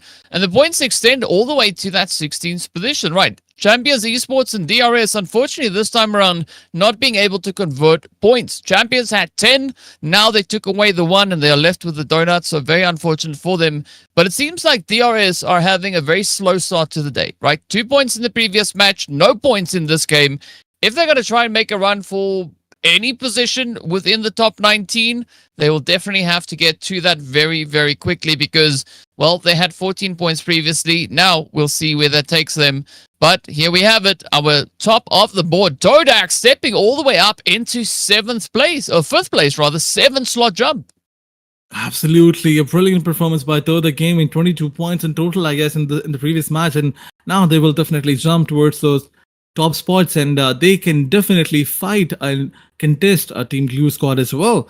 They can fight for the first spot, but only time is going to tell if they're going to do that or not. They're already beating a lot of teams in terms of placement points. All they need to do is work on their elimination once again, and maybe they will try to dominate Team Glue squad in Sem 9. But moving onward, I really want to see some other names come in. The qualification of Dingos is already done and dusted because they cannot come back now from the 10th spot. But then Boom Esports, who is only 7 points away, 10 to 12 points away from all the other teams. 3 to 4 more teams who are on the first page. So yes, things are looking good for them. Things are looking good for Team A6 side and Team BLUZZ official as well, because look at them. They only need 15 points maybe, and then they will also be set to dethrone some other teams. Then we have Vampire Esports, VIPERxKO with 51 points, Vikings Esports with 43, Vampire with 41. So after previous 2 matches, Boom Esports, who managed to go 26 points, they are also in a very comfortable spot. BLUZZ official, who managed to get 22 points. In fact, they also got 24 points in the last 2 matches. They are also looking in a very comfortable spot. And then we have Vampire, who also managed to get 24 points in the last 2 matches. So all these teams, they are stepping up big time. Yeah, they are stepping up big time, but the teams that need to step up the most are going to be the teams situated on this page. Page number 3 is going to be the hot seat, right? Not the spot that you want to be in, but as we saw, the entry up into that top 19 is only 4 points away from 141. So they're going to have to double down on their efforts if they are going to be looking to enter into the last chance. The pressure is going to be on, but there we have it. Toadak coming in clutch with the winner chicken dinner alongside Boom. So a good distribution coming in with the aggression, but now we've got to see what's going to happen because the first 2 matches of the day is done, right? We've now had our introduction to Erangel, we've had our introduction coming into Miramar, and we still have 2 of each left. So there's still a lot that can happen across the board for these squads. Absolutely, but before that, we have to take a very short break. So we'll be right back. Don't go anywhere.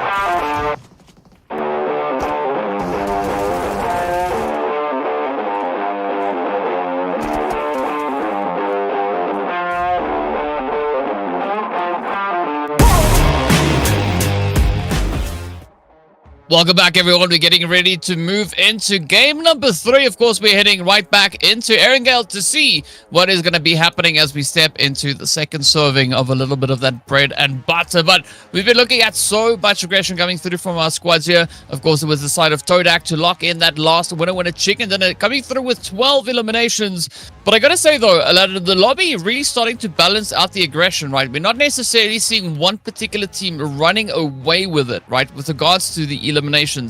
Game 1, Game 2, very balanced across the board. But I'm curious as to whether or not you think that is going to be the approach for the remainder of the day. Or do you think we're going to see from Game 3 teams really letting it all out of the bag?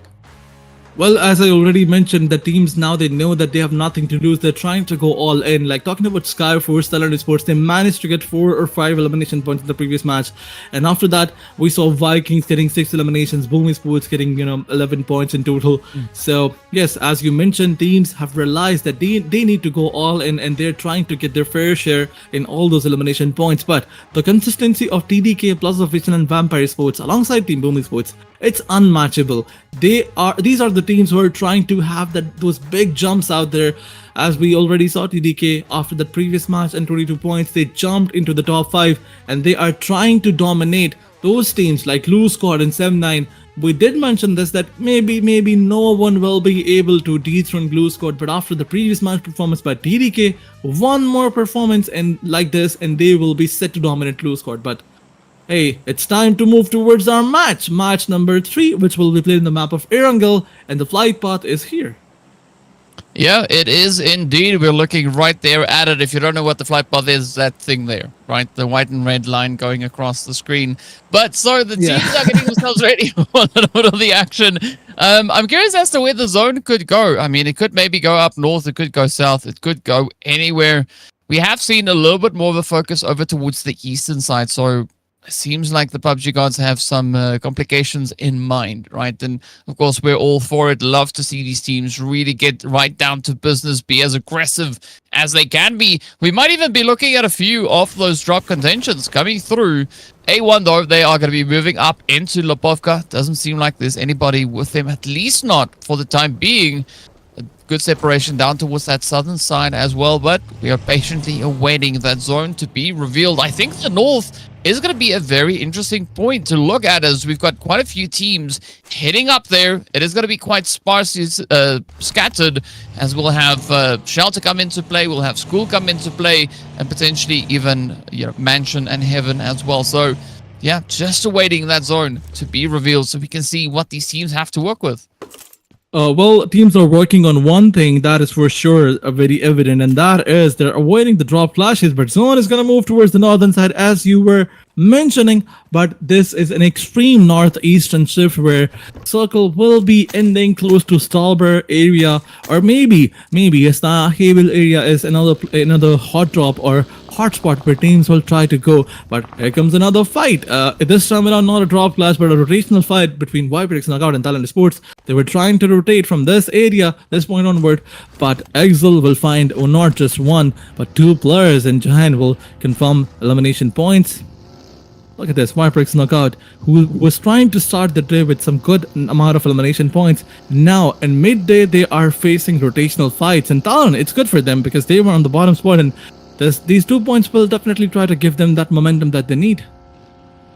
Yeah, I mean, points are points, right? Regardless of how you are able to secure those. Of course, obviously, the aggressive way, that's the best way, but not the only way to get the job done. Now it's going to be Viper trying to quickly deal with the push coming through here. TALON being absolutely relentless, and so far it's paying off as they do secure a 3rd elimination. Not quite sure what is going to be the future play for the remainder of, well, Viper, because so far they are down to a solo, and now it's going to be Walmart where the pressure is on. Lord prepping up the nade. They know that somebody is trying to gain entry, but I like this play. TALON taking every angle at their disposal. Johan taking quite a bit of damage. Akul coming through, and the clutch is in. The first team is down. VIPERxKO, out they go with 18 position. Not a single point to show for this game. They did come in with 51 points, but Yeah, that's nice and pretty and whatever, but they're not going to be able to convert anything off of that. We do see several more teams now going at each other. It's going to be Gatka where the pressure is at. It's BLUZZ official managing to secure themselves an elimination, but also getting one of their players knocked down. So now it's the Vikings looking to try and defend the edge of zone here, or at least an edge position. Well, BLUZZ official, they gotta watch out. There's one player right in front of them, but they need to call all the players here. Side by side, they were focused to revive their knocked player, and now they're going all in. They gotta watch out. The player is waiting for them with the grenade in his hands. But side by side, BLUZZ official, they're trying to bait him out, trying to get that position, trying to get that information. And side by side, we all know that PUBG Mobile is all about information. Now, look at this. The situation is over down to a 1v3 because the other players of Vikings are not here. And look at this. Look at this play by BLUZZ official. They are just going sky high, jumping, or maybe just flying over here. For BLUZZ official, it's a 1v4. You're gonna push forward together, and that's what they're gonna do. Tens is gonna get eliminated, and 4 Vikings, or maybe Vikings, is left with the last 2 players. It's not 4 Vikings anymore. It's 2 Vikings because 2 players are eliminated. But on another side, it's NEXORY, who was also trying to loot the hospital area. This time around, they're coming up with a different drop spot. Previously, we saw them looting the side of Lipovka, and that's where they got eliminated by VOIN Esports. But now they do not want to force themselves into an early on aggression, which is a good thing. I mean, if you learn if you decide to abandon your drop clash, or maybe stay away from it, go some other place, change your drop, that's not something that we can say. It's not a cowardly thing to do. It's something that I would appreciate, because all you need is to get some elimination points, get some good points, and the only way to get it is to avoid early on fights. Yep. I mean, but you also got to be quite cautious as to how you avoid the fights, right? Because if you go for a position that's very removed from the fight, from the rest of the teams, yes, you might survive into that late stage, but you might have a little bit of a tough time regaining that momentum. So you got to be very decisive as to how you look to play through that. Meanwhile, BLUZZ official, they're going to be making their rotation, committing up towards that northern approach. And of course, there's a lot of territory for them now to move into as they take a quick dip into, well, North George, looking for a little bit of something here. Maybe there was a Burger King somewhere. I'm not quite sure. I haven't seen one, but who knows? Maybe they'll find it. Absolutely. Maybe some, I was about to say, Lebanese food is here. Some shawarma, maybe. Oh, yes. But yeah, Lebanese foods, trying to loot the area outside Yasna Polyana. I mean, this is the point of contention. Not now, but it will be after like 10 to 15 minutes, because all the teams will try to move here. On the other side, look at the kill feed. It's BOOM Esports versus Team Bandit. This time around, the dominators are becoming the prey. The predators are becoming are getting hunted by bandits, because look at BOOM Esports. 2 of the players are down and both are eliminated, and look at this, the third one goes down in the kill feed. 1-for-1 on another side. 4LC gets chased, Funk gets taken down, and he will be flushed. And on another side, Sirius finds another player. This is not looking good for 4LC, because 1-for-1, they're taking players down one by one, and now last one standing. In fact, the last 2 players are here, or probably it was the last one standing, and 4LC gets eliminated. 1-for-1 will not shy away to indulge themselves into an early on aggression. They have realized that qualification is close only if they manage to get a good match. But look at this, 4 bandits versus BOOM Esports. I don't know why am I adding 4 for every team. Well, it was BOOM Esports. Ponbit was the last man standing, and he got eliminated because Team A6i is also going to join the third party, and Calm was the player who shot down the last one standing. And as soon as they realize that the fight is over, they're gonna charge in. Hokya is probably the last player from Bandit side, and it's a 1v4 situation for him. He gotta eliminate every other player of A6 side, and he is not gonna be able to do that. 1-for-1, sorry, A6 side with the perfect third party. Yep, I mean, beautiful strategy here from the side of ASI8. As they're able to capitalize on 3 eliminations. See, this is what happens if you keep calm, right? And this is what I wanted to say earlier when we were on Miramar. ASI8 also just trying to keep, well, Casanova was trying to keep calm in the fight. So let's see how this one is going to go, as they do secure themselves a very centralized position here. But that zone is going to get ready to shift on up. Curious as to where that will be heading for the time being. Now, Skyforce, well, yeah, they're going to be looking to push a little bit further up on towards the northern side, just to the south there of Yasnaya Poliana, as they now move into the compounds, redistributing all the loot that they've got to make sure that everyone is on even footing. But, yep, it is going to be up towards Alamo that they find themselves. And there we have it, the zone, pulling over to the west. Absolutely, a southwestern server is going to be there. Rozok is in play, and we know that this is going to be an absolute chaotic zone. All the teams are going to try to push towards Rozok's side, an urban warfare that we're going to see. But wait a second, some rotations are coming in, and the Skyforce with not a very beautiful rotation, because they will be caught in the midst of rotation by C1 Esports, and Sanchir will be taken down by BLUZZ. This time around, the same regional teams, Mongolian teams, are coming up against each other, and in the cold feed, it's NEXORY whose players are also getting taken down. So Champions Esports, you gotta watch out. BLUZZ gets knocked in return. Skyforce has also tried to challenge them, but yet knocked out player of Team Skyforce will probably get eliminated because he's out in the open, and Skyforce will not gonna be able to revive him in Atomic. He is keeping this knocked out player. He's looking on him. He is trying to have an eye. He does not want Team Skyforce to revive him, but side by side, he's also falling back because Skyforce, they're trying to cover the knocked player, and one by one, they're trying to spot all the players on different avenues. But Skyforce, will they be able to revive their teammate? Because it is going to be a heck of a challenge for them. Yeah, I like what Champions are doing here. They're saying to Skyforce is, if you want your player, come get them. I dare you. I challenge you. Step out into the open field and we'll turn you into points. You're more than welcome to try.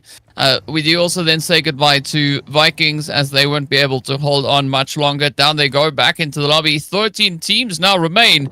But Champions still just keeping the pressure up here. Sanchir is going to go down, so this will put Skyforce on a little bit of a difficult position here. Still with Icy, Godless, and the rest of the team here going about their business. I like that off angle getting played up on the hill there by Kino, I believe that is. Keeping the Overwatch, just making it so tough here for Skyforce to really get that momentum going. But Skyforce, they're not going to be backing down just yet, right? They still have quite a few opportunities, quite a few angles to try and play for. We'll see soon where that will take them next. But yeah, the river coming in here does provide a little bit of a buffer for the teams, right? It is separating that zone now up onto a northern and southern split. But Skyforce, very determined to stay around. Absolutely, Skyforce, they are very determined, but they lost one player, and they are not going to forgive or forget Team C1 from their same region. They probably don't have any idea who is the team in front of them. Is this C1 or someone else? Because the recent, or not very recent, but yes, the previous update in competitive, it was to hide the kill feed and do not disclose the names of the teams who are in front of you. But C1 trying to move away, trying to move inside the zone because the circle has shifted. It's going far on that north, in fact southwestern side, where these teams who are playing in the forest area have to leave their compounds. But on another side, it's even Esports who's also trying to move inside the circle. Yes, they are in a good spot, but they need to find a hard cover. Gas station is not the area where all the team can go. Maybe they can go here, but they have to look for some other places as well, because you cannot save your vehicles here. The collateral damage is going to be so heavy. You can only save probably one vehicle here. The other vehicles will get compromised here. But because it's an open area, any team on the outskirts can spot you and try to burst the tires of your vehicle, or maybe burst the entire vehicle. And in that case, you will not be able to rotate from here if circle goes anywhere else.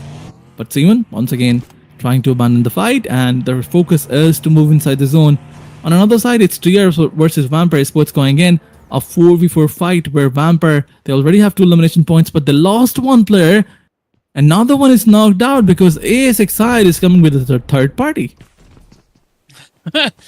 It's always interesting to see these bows being utilized, but let's see whether or not DRS can try and clutch this one up. They're going to have to defend this northern approach here, as we can see Toadak knocking on the door. They want entry, they want a way on through. But Toadak, they only have these 2 players left, right? Quite a bit of a Quite a bit of damage has been dealt into their side, but now the push is in. It's going to be TODAK getting taken on down as vampires reach in from that far northeastern side. So you always got to keep a very close eye on the angles. Let's see whether or not DRS are going to be able to survive. HALAL, AXETRON, they've been having a pretty tough run so far today. Again, they're down to 2 players. They are currently occupying that 17th position, still sitting on 14 points. But they share that position with DRS, which is, to me, very surprising, right? I was pretty sure that DRS would look to double down and secure even more. But now, Toadak up on the hill, holding up on the compound, rather. Keeping a nice quiet position here. Let's see whether or not Toadak can make this out with a solo, taking quite a bit of damage. It is going to be a pretty tough run, but good usage coming through here from DRS as they now get ready to send. They want to clear out this building, want to secure that point and get themselves back into the swing of things. But the zone is going to get ready to shift as well. A very centralized focus here coming through from the squads. But where will this phase take us? A little bit further down to the southeastern edge. So it just complicates everything. Absolutely, it does complicate everything because now Circle is moving towards the open area. VD, this is the worst first team who gets eliminated because of it. VOIN Donkeys, the players are going to get taken down. Team Vampire Sports, they are on the charts. They are just obliterating everyone who comes in their way. They are making everyone face the carnage. But TALON Sports, another team who wants to get some elimination points.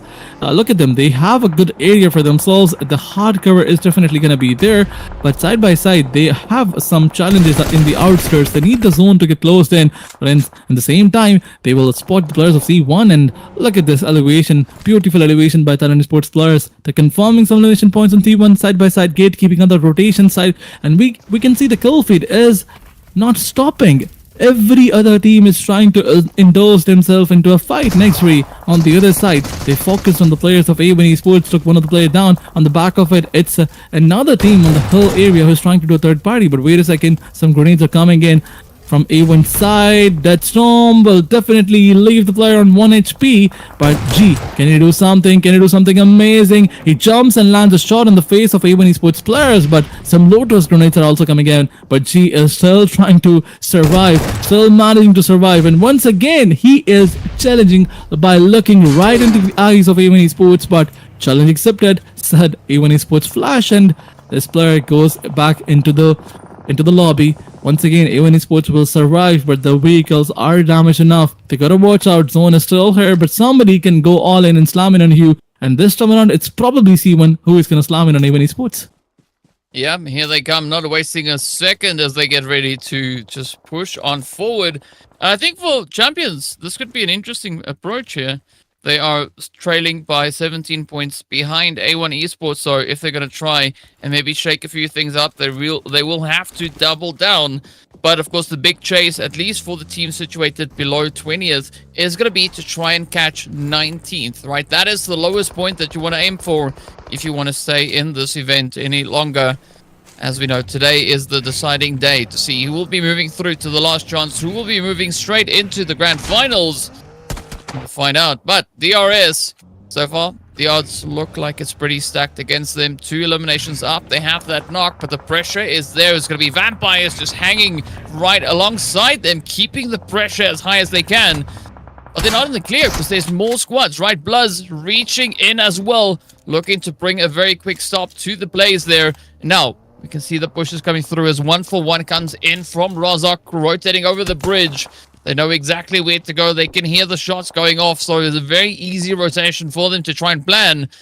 But example is going to be on the defensive now. Killer YT also going to try and get themselves back up, but the pressure is starting to mount. BLUZZ official get taken right out of this match. Down to the final 9 we go, and 1-for-1 getting caught out in the open. Absolutely, 1-for-1. The players are getting spotted by DRS. Seems like the luck is not in the side of DRS. I mean, look at them on the points table. They only have 14 points in total. Yes, they confirmed 2 points in this match, and this is still not enough. They have only 2 players, so 1-for-1. after after they revive their teammate, they will definitely try to charge in and eliminate the recent threat, the close threat in the form of DRS. But on another side, it's ASXI versus Vampire Esports going. ASXI, look at them, they were just dominating everyone out there. They had 6 elimination points, but this time around, when they face Vampire Esports, they're gonna write the demise of this team. But what's going on? Some flying shots were coming in, but Iron, he was able to shut down one player. He sent him back home. But look at Vampire Sports, that recent domination, it's gonna give them the momentum that they're needed. The dominators from Thailand are just coming all high, and now look at the last one standing of HALE. He will not be able to face them down. Vampire Sports is going, they're charging in once again. Look at Lazarus, he will shut him down. Halal Exertion gets another exit, and Vampire Sports gets another elimination point. So they are just dominating everyone. These guys are just going bonkers. Look at them, 10 elimination points, and they have the zone because the circle is not far away. There's no one to gatekeep them. They will definitely make their ways inside the zone. But there is one team, probably A1 Esports, who's gonna try and push themselves forward towards Vampire Esports, but Vampire will definitely convert them into elimination points as well. Yeah, but that's quite easy to explain why Vampire are doing this, right? It's because they smelled blood, right? And they're like, oh yes, power up time, let's get ready to roll. And that's what we see them doing right then and there. So yeah, phenomenal match coming here for Vampire Esports. A1 though, going to be looking to find their entry point. Of course, Vampire, A1, they were side by side on the standings coming into this match, 43 and 42 points respectively. But so far, A1 still trying to find that next approach, that next angle to get themselves in on the points. Currently going to be holding nice and steady with 4 eliminations, but will 4 eliminations be enough? If they want to catch up, they're going to have to get a lot more aggressive. And Rowdy just on the edge here, looking for a bit of an angle, a bit of a little something to do. But I like the fact here that A1 are getting closer, right? They're not sitting back, waiting, relaxing. They're keeping the pressure up. Absolutely, he was looking for any opening, any chink in the armor, but he did not get it. In fact, he did get some bullets from Lazarus' side. But look at this, trades are going back and forth as Flash will find Lazarus. Some cover was provided by A1 Esports side, but Vampire Esports Mela is coming in with a grenade. The position is revealed to Flash, but if a beautiful grenade comes in right on target, Flash will face his demise, but he survived on that 1 HP, all because of the boost that he applied. But Vampire Esports is coming in all in this time round with the beautiful grenades, and look at this, the DRS is also coming here, so they got third partied over here. Vampire Esports gonna watch out. They have to revive their teammate, and side by side they have to fight with A1 Esports in one end and DRS on another. But Nola still trying to move forward. He changed his seat in the moving vehicle, but Rowdy will find the better of him. A1 Esports, they're winning the fight up against the dominators of this points table. Vampire Sports is on the verge of elimination, all because DRS decided to do a third party, and side by side A1 Esports decided to step up because they also took 2 players down on their own. Once again, we're down to the 4 teams, 10 players. 1-for-1 with 7 elimination points. They're standing with 4 players, and A1 Esports with 5 elimination points. They have 2 players. Vampire Sports gets eliminated. I like how this match is going. The odds are looking pretty strong here. I mean, 2v2, v2v4, right? That is what you want to see come into stage number 6. A pretty contentious zone for the squads to play through. But it does seem like 1-for-1, not necessarily in the fight just yet. They are going to be looking to keep themselves just out of reach for the time being. But they don't really need to, right? They have those 7 eliminations. They have the numbers advantage. But I think waiting for the rest of the crews to kind of wrap things up could be exactly the approach that they need to take here to keep, or rather ensure, that they finish strong and potentially be the contenders for the winner chicken dinner. Absolutely, 1-for-1. They already have 7 elimination points. If they manage to get 4 more, it will be a great numbers chicken dinner for them. That will definitely push them on a very good spot. But for now, look at the teams, look at the circle. A1 Esports 2 players so close to Team TALON Esports player. 2v2 situation on that side. Both the duos are coming up against each other. On another side, it's 1-for-1 with a split, with a beautiful split. They're not gonna give any chance to any team for a backstab. But once again, Sirius will spot someone so far away. Sprays are coming in, sprays are going in. DRS They also want to get their hands on the chicken dinner. It is going to be a comeback match for DRS. They have 12 points. They had 12 points before this match, and they're trying to get 12 points in this match. But the focus is on those 10 placement points side by side, those elimination points as well. The chaos is the reason why we can see all these teams are now trying to chill, trying to hold on, trying to stay away from the fights. They're waiting for the circle to close in. Sirius is not inside the zone. You gotta take his vehicle inside, otherwise things are gonna get messy. He also realized this thing, and now he's moving backwards towards K2. Yep, now he's inside the zone. But in the meantime, A1 versus DRS is going on. Something that nobody predicted. A1 Esports got shut down by DRS, and 2 more elimination points for the tally by DRS. They're finding those weak links first and eliminating them. But I don't think so that A1 was a weak link, because they also had a great fight with Vampire Esports. But now, TALON Esports is charging in. DRS versus TALON. Yeah, I like the approach that the teams are bringing in here. But DRS, I think it's about time that we see them just showcase that talent yet again. And they are getting ready for it. But 1-for-1, they are going to be looking to just assert their dominance. As you can see, a very good spread coming through, taking absolute control of that eastern side of the zone. And now they can look to leverage that against the side of TALON, and from there, move their focus towards DRS. But looking at DRS, they could really look to capitalize and sneak in a very cheeky play here. Up comes the Nasor from K2. Definitely the player from the side of 1-for-1 that you need to keep a very close eye on, because K2 has been doing some phenomenal work for their team. But it is going to be 1-for-1 locking the zone in. There we go. The rush is there. Nexel comes through. That's DRS. The first team down now. It's going to be TALON looking to try and see if they can survive, but they've already taken quite a bit of a beating. 1-for-1 could have this chicken in the bag. One player now standing between them and the victory. The knock is there. Zibian is going to be knocked out. The molly is blazing all the way through, but with that, oh, what a play. 1-for-1. Coming in clutch, getting that winner when a chicken dinner, walking away victorious and knocking on the door of that second page.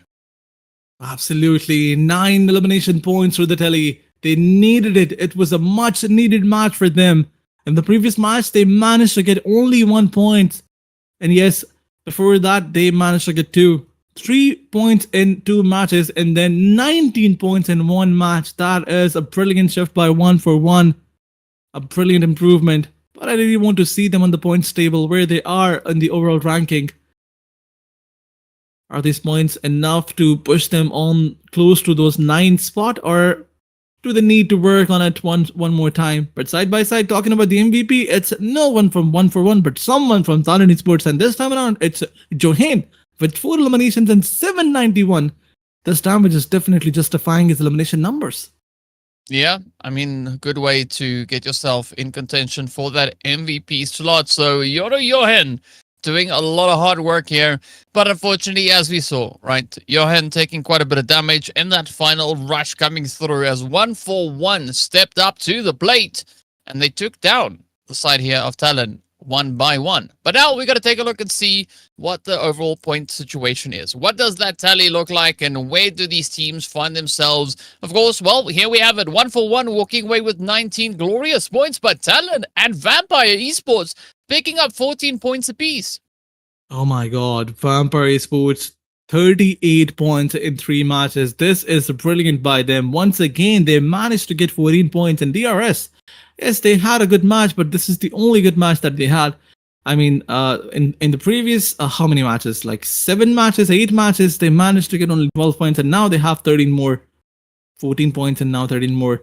So, not enough to get them close to the 9th spot, but enough to give them momentum. If they get things going like this, they will certainly have a momentum that they need in the last chance. But side by side, A1 Esports, once again, they will get some good points. ASXI with 7 elimination points, they did not manage to get any replacement points. Same is the case with BLUZZ Official. ASXI and BLUZZ, they were going all in, trying to find some skirmishes, some fights, and in the end, eventually, they did win some fights, but they lost their players to every team that they were fighting up against, and eventually they lost the fight, and 7 elimination points to the tally, which is good, but no placement point.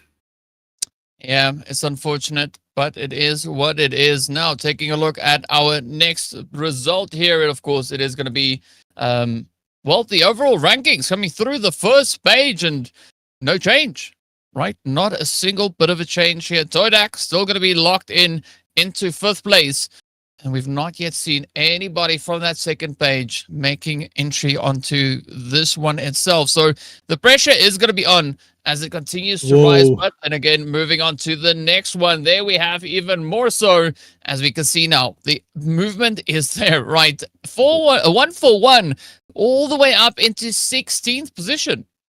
I mean, look at Vampire Esports. They're showing the signs of life once again. They are on the 14th spot. Yes, 1-for-1 played brilliantly. They're in top 16. But Vampire Esports coming up from the bottom spots. And once again, they are dominating. Let's see where they can take this. They can definitely qualify from here now that the difference is not that much. But they need one more performance like this. One more good performance. Or maybe 2 performances with 10 to 12 total points. But side by side, yes, 1-for-1, a great play by them. Great shows, 32 elimination points, 18 placement points. We have Team Dingoes in the points table with an anomaly. You can say some weird performances also there. Only 6 placement points and 61 elimination points.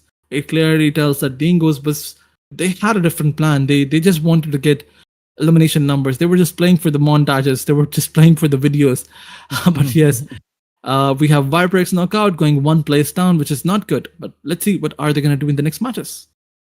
Yeah, well, taking a look at the rest here, we can see TALON, of course, then secured all the way up towards that 21st position. So getting pretty close to gaining entry into the qualifying positions, right? As we know, there are 2 points of contention here. The top 9 and the top 19. If you want to stay in this competition, that is where you got to land. Either the top 19 or somewhere within that top 9 if you want a straight ticket into the grand finals. So for 4LC, TALON, and everybody else on this page, if they want to do that, they're really going to have to step it up, right? Skyforce just barely holding on there with a 4-point lead in 19th. But we've already played half of our matches here for today. We have the other half left to come. So boom, Toadak, and then, of course, 1-for-1 coming in with a winner chicken dinners. The big question is going to be, will they copy paste that over into the remaining half of the day, or could we see new teams rising up looking to claim the victory? We'll find out soon. Absolutely. And we'll be back with the next match right after the break.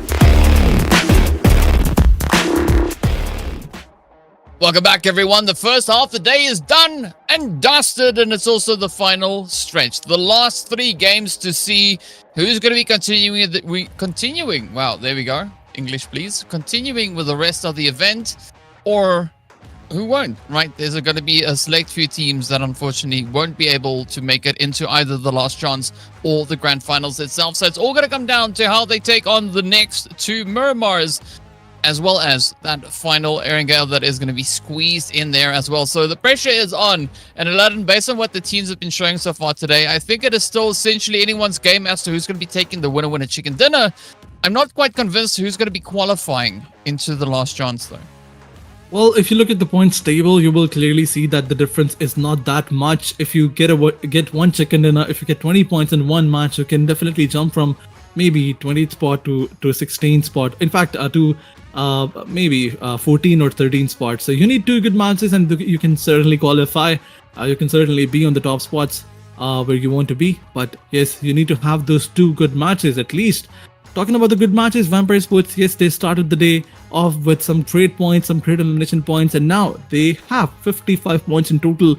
They got 24 points previously in 2 matches and 14 points in 1 match, which is a total of 38 points. So you can say that they are starting things from a higher bar. But let's see if anyone else can replicate the performance and try to make a comeback on the points table. Yeah, well, if they want to come back, this is going to be one of those last few opportunities to do that because, Skyforce, they're the gatekeepers of the top 19, right? So the pressure is going to be on to see whether or not they can keep that going. But here we go as we move on through. We are going to be starting over on that eastern side, heading right up to La Cobreria. So, yeah, it's going to be a little bit more challenging to get down to Chumacera, Minas del Valle, Valle del Mar, any of those positions towards that more southwestern front. But Monte Nuevo would still be rather reachable.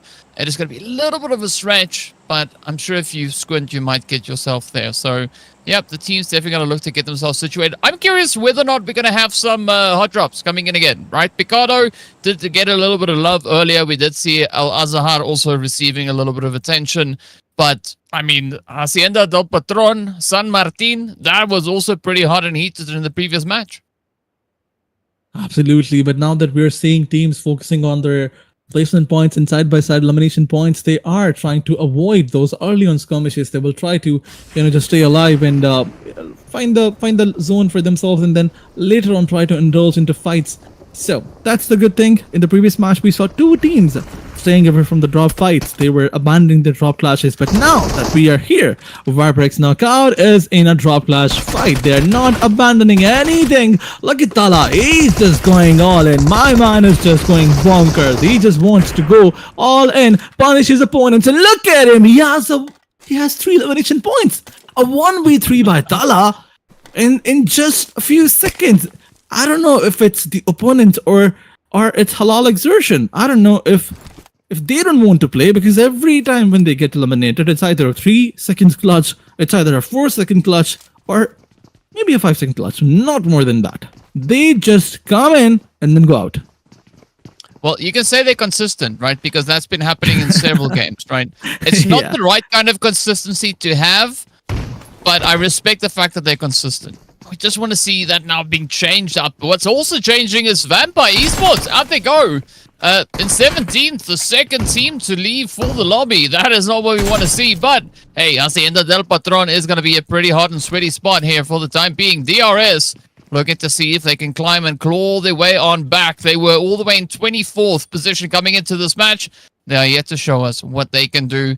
Vikings now also going to be looking to lock it down here. They are sitting right there on that gatekeeping position, right? 43 points is what is needed for 18th. Will they be able to get more and move themselves up? It's all going to rely on what DRS will have in store for them. Yeta Uta, as well as Example, now really laying into the Vikings. Absolutely, DRS is going all in. Vikings, Superman is down. DRS, they found the kryptonite that they needed in this fight, and now they gotta watch out. There's another team on the points table. In fact, there's another team in the outskirts who wants to push, and you gotta watch out. You're not on a good spot if you talk about the points table. So DRS, they need to win this fight. and they need to conclude it as soon as possible. 4YLC is also coming here, but wait a second, Vikings have a different plan. They are not gonna let Team DRS win this so easily. They're trying to challenge them, and now one of the players down. Clavite coming up with a grenade. You gotta watch out. You have to throw them precisely. You don't have any other utilities. It's the only grenade you have. But how did he allow his opponent to push forward like this and take one down? Situation is down to a 2v2 probably. But Clavite going all in, confirming those elimination points side by side. And that's the good thing about DRS. None of the player is eliminated. Yes, there are 2 knocked outs. But yes, Clavite, he is focusing everywhere. He has 1 elimination point. He knows where the player is, where break is coming from. And in the meantime, the revival is coming in. Gitauta is revived, and Cyclone is also getting a revive. It's going to be a 4v2 situation in a matter of time. But on the other side, BLUZZ official is also fighting with A1 Esporter. What is going on? What is going on? He just got revived, Gitauta. Let's see whether or not DRS can maybe pull this one off. I like the fact that the Vikings are not making this easy for them, right? And I wasn't expecting them to make it easy at all. But, oh, there we go. Killer had enough. It was like, you know what? It's done. We want the 4 eliminations. We'll get the 4 eliminations, and we'll keep all our players. Thank you so much for playing. Now, we do see Fearless from 4YLC just hanging around up towards that northern side. But there's going to be a little bit of hesitancy from 4LC, right? They don't want to rush up onto DRS just yet. They want to try and kind of suss out the situation and figure out whether or not it's going to be worth their effort. Speaking about effort, though, A1 Esports and BLUZZ, they are getting ready for a little bit of a showdown as the pressure is going to be cooking up here. It's going to be Sinister flying right on in. Can't even wait to get another card. Just gets right down to business. The shots flying across the way. And I love what they're doing here. Nice. The cover fire by A1 Esports is brilliant. I mean, this is commendable from their side. BLUZZ official, another player is down and knocked out. Let's see if A1 Esports can revive their teammate and side by side find the last 2 players. It's a 2v2 situation. 2v2 situation it was, but Sinister gets taken down, and now Deadstorm is the last man standing who has all the responsibilities. But can he revive? He does not even have a good weapon to use in the long ranges. He does not even have a scope, and I think it's over for team. For this team. BLUZZ official will definitely revive the teammate, and it is going to be a 1v3 situation from this point onward. A1 Esports, it's done and dusted. Wait a second, some random fires, the shots will connect. Deadstorm, he was trying to revive Flash, but Flash gets eliminated, and now it is going to be a 1v3. The positional advantage, every possible advantage is in the favor of Team BLUZZ official. They have wrapped around the last man standing of Team A1 Esports, and seems like the hopes are over. Although they have 50 points in total. If you talk about A1 Esports, they need a chicken dinner to qualify, but in order to qualify for directly for the grand finals. But they wanted this match. They wanted to convert this match into some big number match, but BLUZZ official had different points, and now the crossbow plays are also gonna come and play. Let's see if A1 Esports player tries to pull off a miracle. Well, we'll find out pretty soon. Looking at the points, though, I think there's realistically 3, maybe 4 teams that will have a good chance of potentially maybe getting into that top 9. BLUZZ official, of course, being one of those squads here as they come into this match with 60 points on board. But they got to stay alive, though, right? Because if you fall, well, you aren't going in nowhere. There we go. Dealing out the banishment, right? Fortunately, that stealth approach definitely worked out here. So BLUZZ official managing to now sit on a very comfortable 4 eliminations. But they've got a long way still to go, and we're approaching the end of phase number 1. It is going to be Skyfalls also looking to shake a few things up here. It's going to be 1-for-1 alongside them, and 1-for-1, they've just made it into the top 19. Skyfalls, the gatekeepers, but they are not satisfied with that position. They are going to try and improve it. They want to go for gold. They want to try and secure all the eliminations that they can find here. Absolutely. Only time is going to tell if this is revenge time, or this time around Skyforce will also get eliminated. Last time one dominated entirely, but look at Zibyan, he's coming in.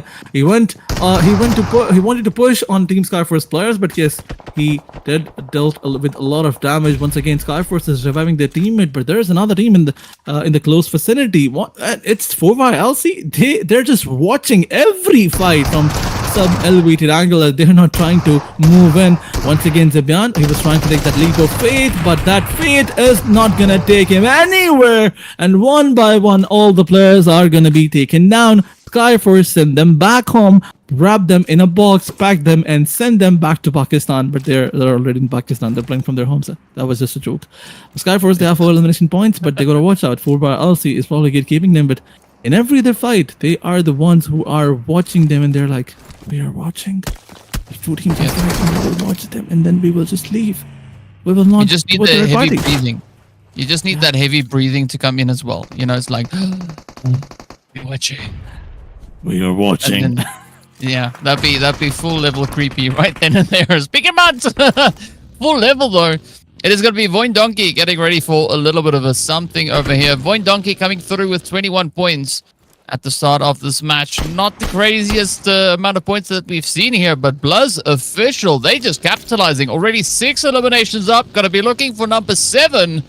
And VOIN Donkey finding themselves in a very tough spot, right? Because once that confirmation is in, they're down to a solo. Absolutely. Same is the case with VIPERxKO. They're also losing the players one by one. And Demochi, what a play by this guy. He does not need a weapon. He needs a buggy. And 2 players down with the buggy. A 1v3 by him. 2 with the buggy, 1 with the gun. And that's it. VIPERxKO is done. But NEXORY, this is the first fight where we saw them dominating entirely. Is this enough for them? I don't think so. They need to convert this match into a 20-pointer. Otherwise, it will be over for them as well. Because look at their points. They only have 30 points in total. But on another side, we were talking about some full-fledged fights going on. VOIN Donkeys are on the verge of elimination. I think they only have 1 man standing, and DRS, they're also getting some credits because they have 7 elimination points now. So, seems like it is late, but it's not over. DRS still wants to get that momentum going. Yeah, they are definitely not going to be stopping anytime soon. Let's see whether or not Toadak are going to be looking to do anything, looking to gain entry up onto at least the edge of zone as they now move a little bit further up towards the northern side. DRS looking to engage as they know they're here somewhere. Cleon is going to be moving up first. Ooh, it's going to get risky. Will we see TODAK take on this fight all alone? It's not going to be an easy one. Fortunately, it does seem like the rest of the team are mobilized as well, so they could provide a little bit of that support here. And this is exactly what we want to see. Teams being restless, rolling up, causing chaos and carnage. Maybe they can do what Demo did, right? Demo just demolishing the opposing side, just running over them with the vehicle. So, yeah, maybe TODAK could find a little sneaky play. I like the fact that TODAK is not fully committing to rushing in just yet, right? Just kind of gathering information and keeping their distance all at the same time. But again, we jump over to the players here from Toadak. Toadak currently sitting all the way up in 5th position. We know that they don't necessarily need to do all that much. They are somewhat secured within the top 9. But so far, they're the only team from today that has managed to make it into the top 9. The rest, still fighting to see who will be making it into the top 19 and who won't. Absolutely. There's a fight between all the teams of in order to qualify for grand finals, and then there's a fight to go to the next stage, and that is the last chance. So yeah, although you will get the equal opportunity from the last chance too, if you talk about BMGC, that's not the case there. Now they have only 1 slot in BMGC. They have only 1 slot to qualify for grand finals from last chance. Just think about this. Just think about this 1 slot. 16 teams will be fighting for that 1 slot. So we are not that cruel. We have 9 slots for you. So, ladies and gentlemen, let's see who's gonna get his hands on that, on those slots. Not those slots, because it's not PMGC 1. Yeah. I mean, it's nice, right? It's nice adding a little bit of a bubble at the top of the 1 turns it into a 9. So I'm pretty sure the teams will be quite happy with that. But it's not going to be easy. As we can see, so many teams have tried, right? But the numbers just keeps on getting pushed higher and higher. So Skyforce closing that off with 39 points and the 4 eliminations that they brought in for this game. So it just keeps it just that little bit further away from 4YLC. Bandit also going to be looking to push on up here as they do find a bit of a cheeky opportunity. It's going to be DRS player getting confirmed. Cyclone now looking to pick up the storm, but will they hold it? Yes! a puzzling play onto Bandits as they get 2 players dropped right in front of us. Up comes the third, but is this going to be them delivering themselves on a platter here to DRS, or will we see Bandit looking to close it out? 1v3. The answer is yes. Cyclone kicking up an absolute massive play here. 6 eliminations and 11 elims in total for DRS. Absolutely, Cyclone just pulled them right into it. pull all the players right. How do I say this? In every possible way, it sounds so bad. It sounds so bad. But never mind, Cyclone just eliminated them. I was about to say that he pulled them inside. That sounds bad. He's Cyclone. I mean, he is Cyclone. Yeah. And now, so yeah, they needed this momentum. They can still qualify from here, not to the grand final. Maybe they can go to the grand finals as well if they manage to get like 20 elimination points second and after this match. You know, that 30 bomb that we were talking about. So, BLUZZ official, another team is trying to get some elimination points. They have 7 already. 3-man standing, Gyro's eliminated, but look at the kill feed. DRS seems like the domination is stopping whatsoever because they are in a bit of pickle. They were trying to settle down after that fight, although the fight was also taken by only 1 player. But yes, DRS, that got third party, then 2 players are almost down and out.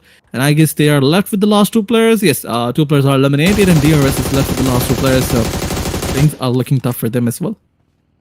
Yeah, but what's interesting is, you know, you have DRS in Formula 1 as well, right? It's what helps the cars just move a little bit more efficiently. And DRS engaged their own personal DRS because they were just going for it. But now, yet to see whether or not they can close it out and get that winner chicken dinner. NEXORY also going to be waiting on the edge here, up on the hills. We've got Toadak ahead of them. Toadak yet to do something, right? They just like, you know what? Yeah, we'll move around, try and not get hit, try and see if we can survive all the way to the end of this match and capitalize on a few additional placement points. And in doing so, they would solidify their position. But several teams still just knocking on the door. I'm pretty sure that BLUZZ, right, if they pop off and they finish with an exceptional match, they will gain entry up into that top 9 as well. So we could see them taking a bit of a move. ASI8, though, they've been really quiet. Boom, also quiet. Not a single point to show so far. And there's only 10 teams left, right? So there's only 28 elimination points up for grabs. So let's see if they can capitalize on that. Apex getting dropped right on down. And now it's going to be up to Demo and Decider to figure out whether or not they'll be able to get that raise and continue with the momentum, but they have to be quick about it because there's another team knocking on that western front. Boom, now going to rush on forward as well. So Demo not having the luxury of a vehicle this time around to save their butt. Quick on the trigger with the shotties, does find a quick finishing blow. Will they get even more? Will they be able to keep themselves in contention? The pressure is on, the shots are there, but they're not connecting.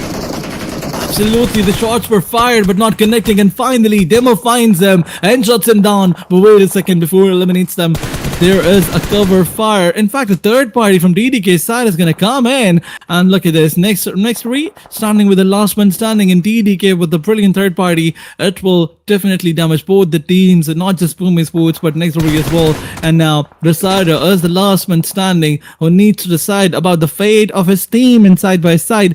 He is inside the zone, but there is no hard cover. But DDK seems like the third party gets them as well because one of the players is knocked out, and they have 2 elimination points already, but they are fighting for the top spot with Clue Squad.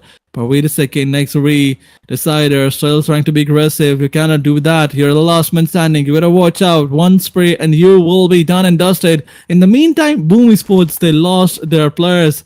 3 players, all because of the third party. And side by side, the dominance by Demo OG. And now, that solo player had 4 elimination points, all because he managed to win every fight that he took. Never mind. So the gaming, after that brilliant third party, are they gonna go all in on BOOM Esports? That's another question. But there is TALON Sports who is so close to them. And maybe when the zone moves forward, they will try to rotate from this side, and then they will fight with TALON Sports. Only time is gonna tell, but wait for the zone. Yes, it's gonna move forward. And now all the players of TALON needs to move forward on towards the DDK side. Just gotta love how this match keeps on getting turned on its head. But TALON, finds a cheeky angle here onto 999. Let's see whether or not they can get that possession here. We got Yoro Johan, the MVP from the previous match, waiting in the wing, trying to find that next approach. Riding up the hillside, but no clear path into this approach here. But if it's up to Cleon, right? Cleon is just going to go like, you know, we're over here. Just listen to the sounds of my vehicle. If it gets a little bit too close, just don't move. I'll just try and pick you up as well. Add additional points to their elimination counter. But the team's just keeping it nice and quiet. No one going to be looking to make any major upsets happen just yet. But DRS, Cyclone and the rest of the crew up on the hill, they're prepping up for yet another storm. 13 eliminations puts them quite comfortably on about 40 points now. As you can see, they are just breathing down the neck of that top 19. They're almost there, just a little bit further. But Todak, I mean, they've got 2 points up. They don't really need the points, but they're just having a little bit of fun over here. Absolutely, they are having a little bit of fun, but side by side, they want to, you know, dominate the top 3 spots. But yeah, DRS, 13 elimination points. Cyclone still, the fight is not over for him. He's still trying to find players and still trying to shut them down, and that's a good thing. Even if you're 2 players, you try to be aggressive. That's how you improve yourself individually, and that's exactly what Cyclone is trying to do. A new edition in DRS, and it's working. I mean, this edition is definitely gelling up with all the players. And DRS, the recent changes were the main reason why this team is not performing the way they used to perform. You know, every time when there's a change in your lineup, you need that the time to practice and master your synergy, and this is the same case with DRS, probably the same case with T2K as well. And yeah, for now, T2K, DRS, sorry, yes, they are waiting for the circle to move, and then they will try to move forward. They are out in the open. They do not care about anything. There is no hard cover. They're not trying to overcommit. They will just wait. Wherever the circle goes, that's where they're gonna go. They will let the circle decide their fate. But TDK, I think they need to play a bit more aggressive. They have everything in control. If they want to get the first spot, they need to make sure that they get at least 10 to 12 points, because Glue Squad is so far away. They're probably on 102. Yep, so there is quite a bit of a gap still for them to try and chase to see if they can play that catch-up game. But, you know, worst thing that could happen if Toadak don't get, if they get taken out and they don't clutch it out, is they kind of just stay in 5th, right? So it's not bad. It's not a bad thing. So they could just as well go out there, go have a bit of fun, and be an absolute menace to the rest of the lobby.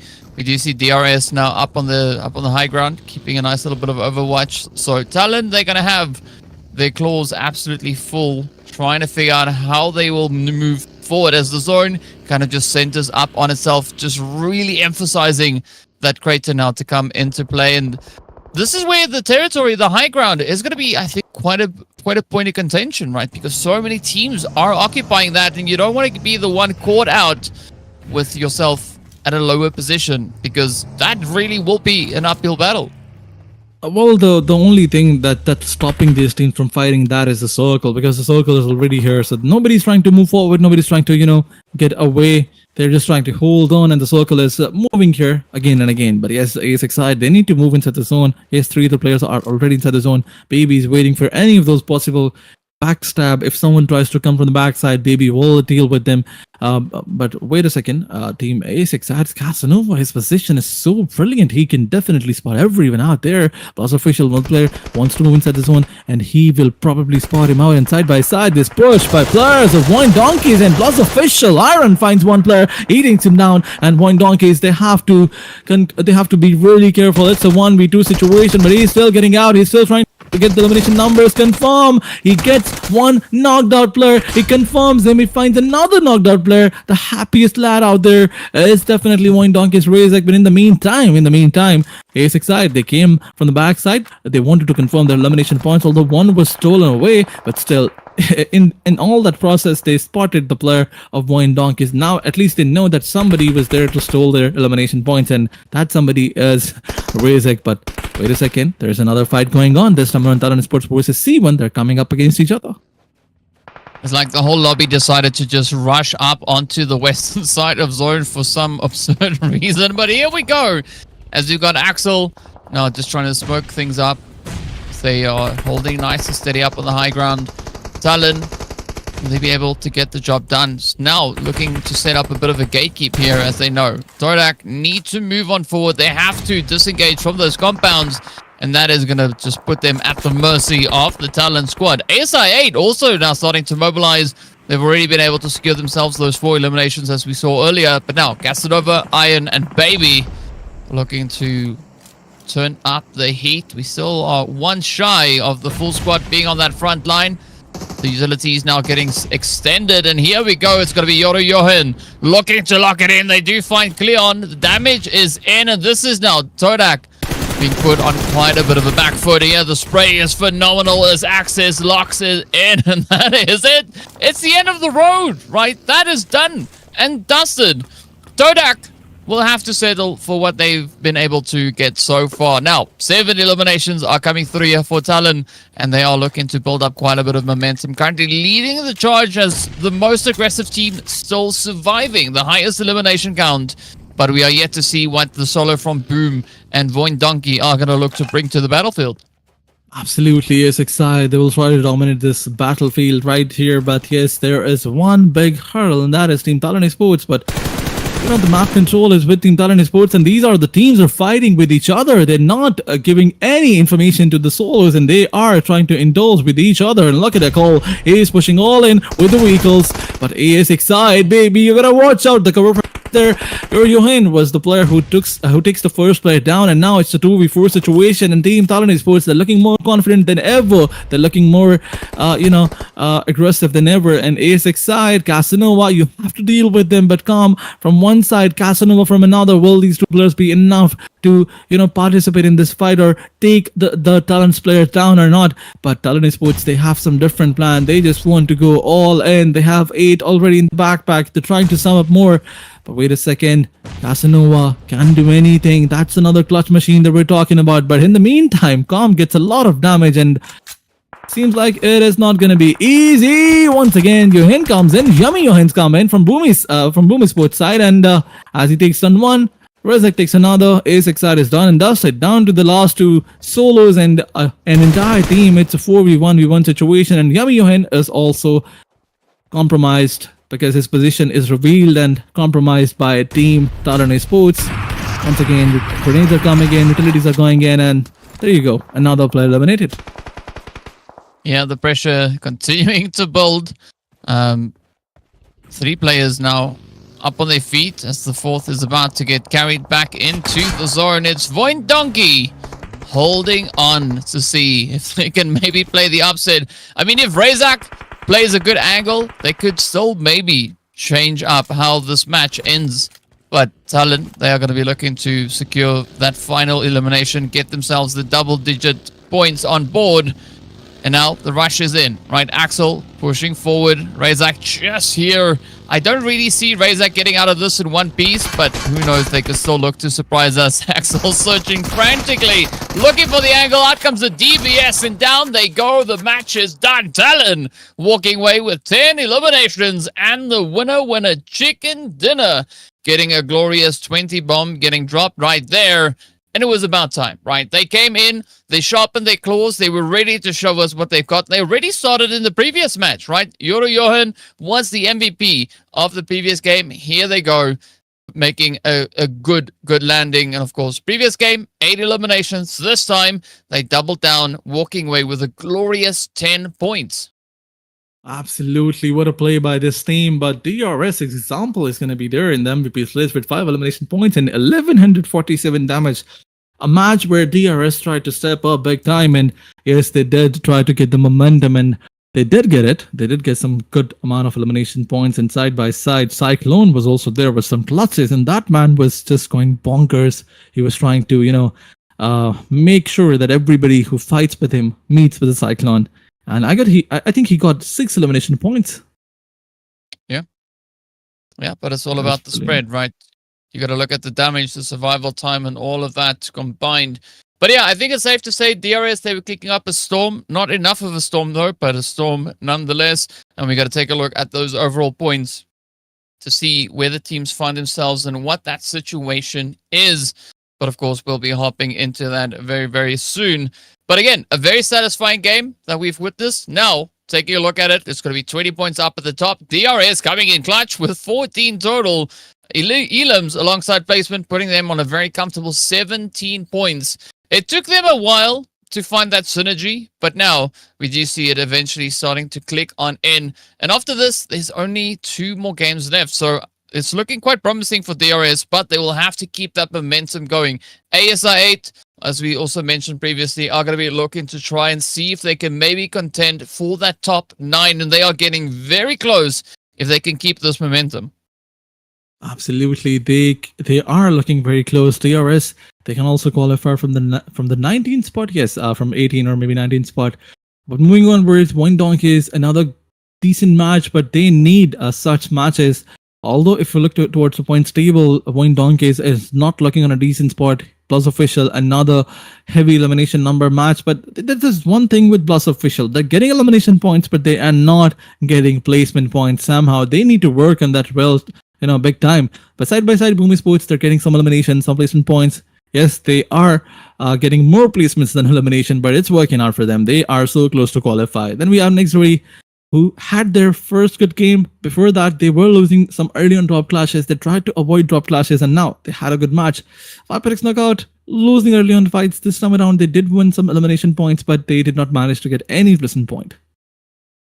Yeah, and it's pretty tough, right? Bandit Esports also one of those teams that were able to capitalize on the eliminations. So was Skyforce coming through with 4. Bandit with their 5 points there as well. Toadak only bagging 4. Right, but it's okay. 4 points, yes. It just makes sure that they get that much closer to potentially jumping into 4th place. But speaking about 4th, there are 4 teams that are going to get sent back with nothing to show for this last match. ASI8, there we go. All the way up onto 75 points, knocking in right alongside TODAK. So 2 squads now up right here. BOOM Esports also making their presence known as they come through with a glorious 4-slot jump all the way up into 8th place. So there are a few teams from Group B that are not going to be too happy with that, right? Because they've now been moved out of the grand final qualification slots into the last chance. Absolutely, these teams are not going to be happy at all. But moving forward, talking about the overall ranking, second page, we have Team T2K on 10th spot. Although these teams are not playing, T2K Regicide, Dingo, so they're not playing it, they're not happy with it. BLUZZ Official joining the official chart, and now they need 2 to 3 more points, and then they will be on that 9th or 8th spot. They will also dethrone some of the teams, but then we have VIPERxKO knockout, who needs a good match and needs a second dinner alongside Team Vampire Esports. Vampire got no point, nothing. They got 0 point in this match. Before that, they had 38 points in 3 matches, and now they got 0 in this one. But it's okay, it's all right. You gotta pay the price for your domination. But then we have TALON. What a comeback by this team! What a brilliant performance by them. Yeah. Definitely opens up quite a bit of an opportunity for them. And if they can replicate the efforts that they brought in this game, that would put them up into the top 9 potentially. So as we can see, of course, the entry into top 9 is on 69 points because there are 3 squads sitting with 69. That's BOOM Esports, AEROMACY, as well as T2K. So there's going to be a lot of pressure riding on these final few matches to see who will be allowed into that top 9 and who is going to be making it into the last chance. DRS, though, they've now just secured some form of a position here. Only 1 point separates them from Viking Esports and Skyfall. So the pressure is not going to relent anytime soon, as DRS also will just need to keep the consistency. They need to replicate what we saw in this last game if they want to ensure that they make it into the last chance. Absolutely. The focus should be on that 9th spot, but then if you cannot go there, you gotta make sure that you at least end in the 19th spot. But moving onwards, we'll talk about the next matches. It will be definitely playing the map of Erangel. Can any team try to replicate? Can any team try to get another chicken dinner? That's a big question, because now we have 4 different teams getting chicken dinners in 4 different maps. So I really want some continuity from 1-for-1 on any other team. But ladies and gentlemen, it's time for a short break. Don't go anywhere. We'll be right back.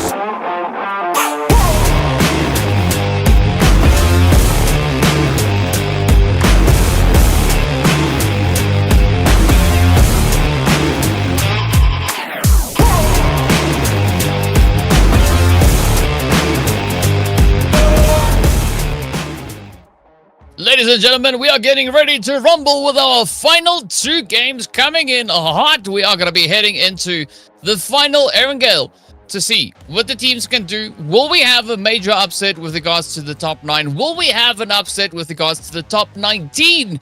I think the answer is yes. Looking at what the teams have been doing so far, it's about to happen, right? Who will be the ones, responsible for the upset?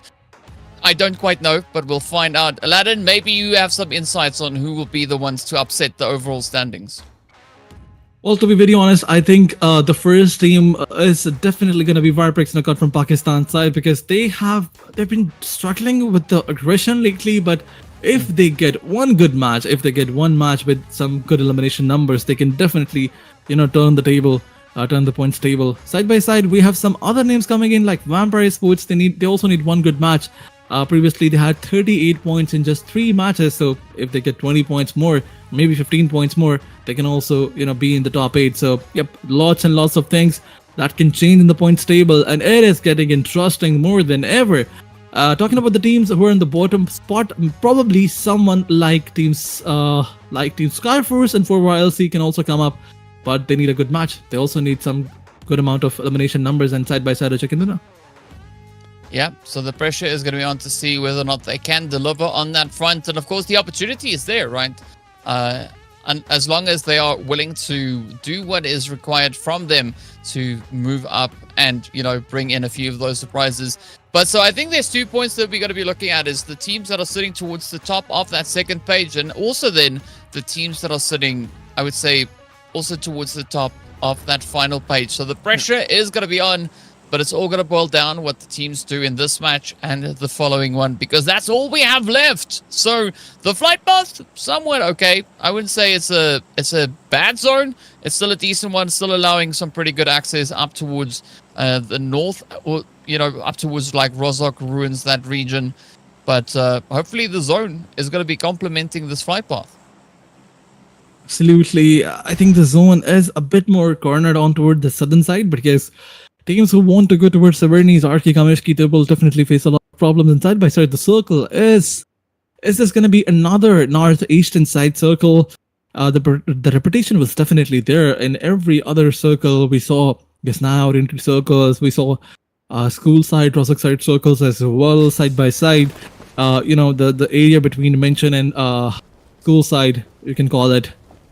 Forest side, that was also a place where circle was going back and forth. But let's see where the circle is gonna go. And side by side, those drop clashes that teams were trying to abandon in previous Erangel, we did saw some progress. There were a few teams who were trying to stay away from those drop clashes, and let's see if the same thing is gonna repeat or not. But this time around, HLE, HALAL, AXETRON, they're trying to go for that drop clash once again. But NEXORY was the team who was supposed to go there, but this time around, HALAL, AXETRON is going up against A1 Esports.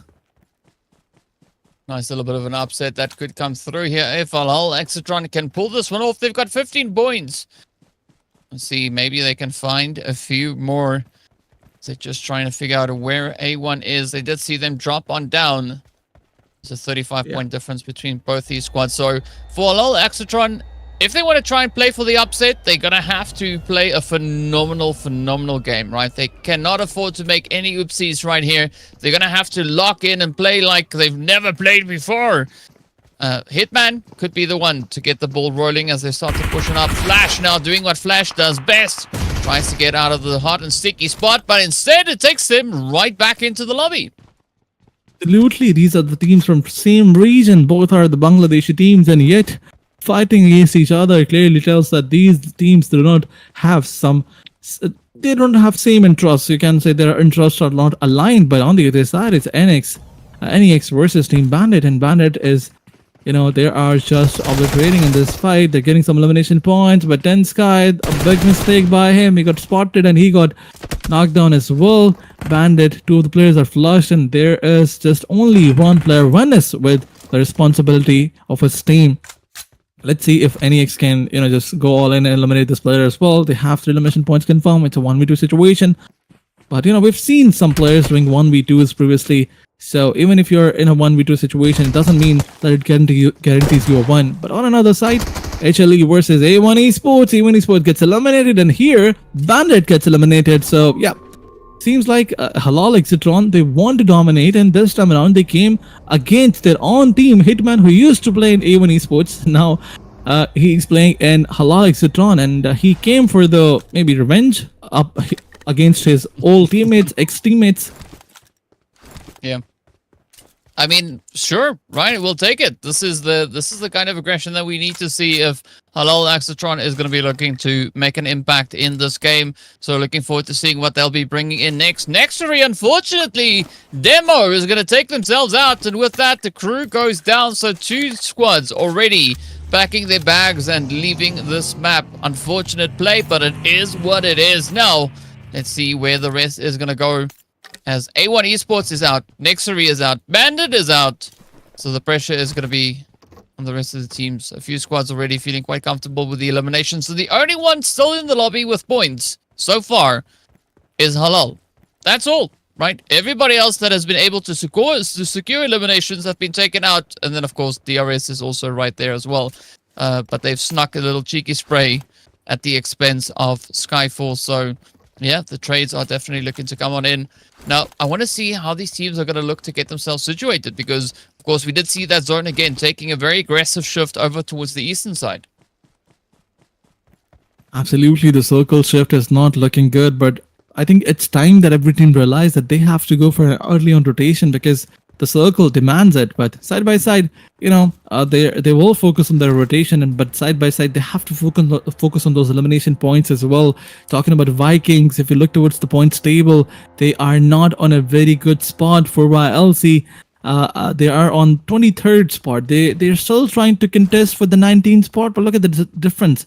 They need to have at least 10 to 15 more points. I mean, at the end of the day, I think the cutoff for 19th spot is definitely going to be somewhere around 55. So you need to have at least 55 points if you want to qualify from there for the next stage. Otherwise, you will just go home. But godless. Oh, wait a second. What was that? Was there a sticky bomb beneath this bike? I have no clue. But yeah, this bike jumped for some reason. These are some bugs and some, challenges that I don't even understand. Like how does this happen in PUBG Mobile? How can it go against the rules of physics and laws of physics? But it just happens. Never mind. It's PUBG. I mean, Mobile. it's either a bug or a feature, right? It could be seen as both, I guess. But we'll find out exactly what is going to come. Maybe it's the jump of the horse that they introduced in a bike. Yes, that makes sense. That makes sense. So they gave the bike the bunny hop capability because, just sticking to the ground is a bit boring. So you got to make it exciting. See if you can actually nail that landing when it comes to flying and crashing on down. Speaking about crashing, though, Killer YT could definitely look to go crush a few players with this hovercraft, but it doesn't seem like DRS are all too interested in causing carnage and chaos. Not yet. They are, however, going to be focusing over towards the bridge, so this could open up a bit of an interesting opportunity for them. But Cyclone is going to be storming through the doors, looking to push a little bit further over towards the east. I mean, what a vehicle this is. The addition of hovercraft allows you to, go deep into the enemy territory and go and just say hello and come back, because they are not going to spray on you because they know they will get compromised. Once their gun goes to reload, you can come out and take them down. So, yep. There used to be BRDM, if you know. Those who know, they know. This probably the same vehicle. People used to do the same thing in BRDMs as well. So yeah, it's just the new version of BRDM. I don't know why would PUBG Mobile do that? They removed BRDM from competitive and then they introduced this new vehicle, and both the vehicles do the same thing. Well, the only difference is with the hovercraft, you can actually now take a player out of it, right? It's not easy, but you can still do it, right? It's still a very doable thing.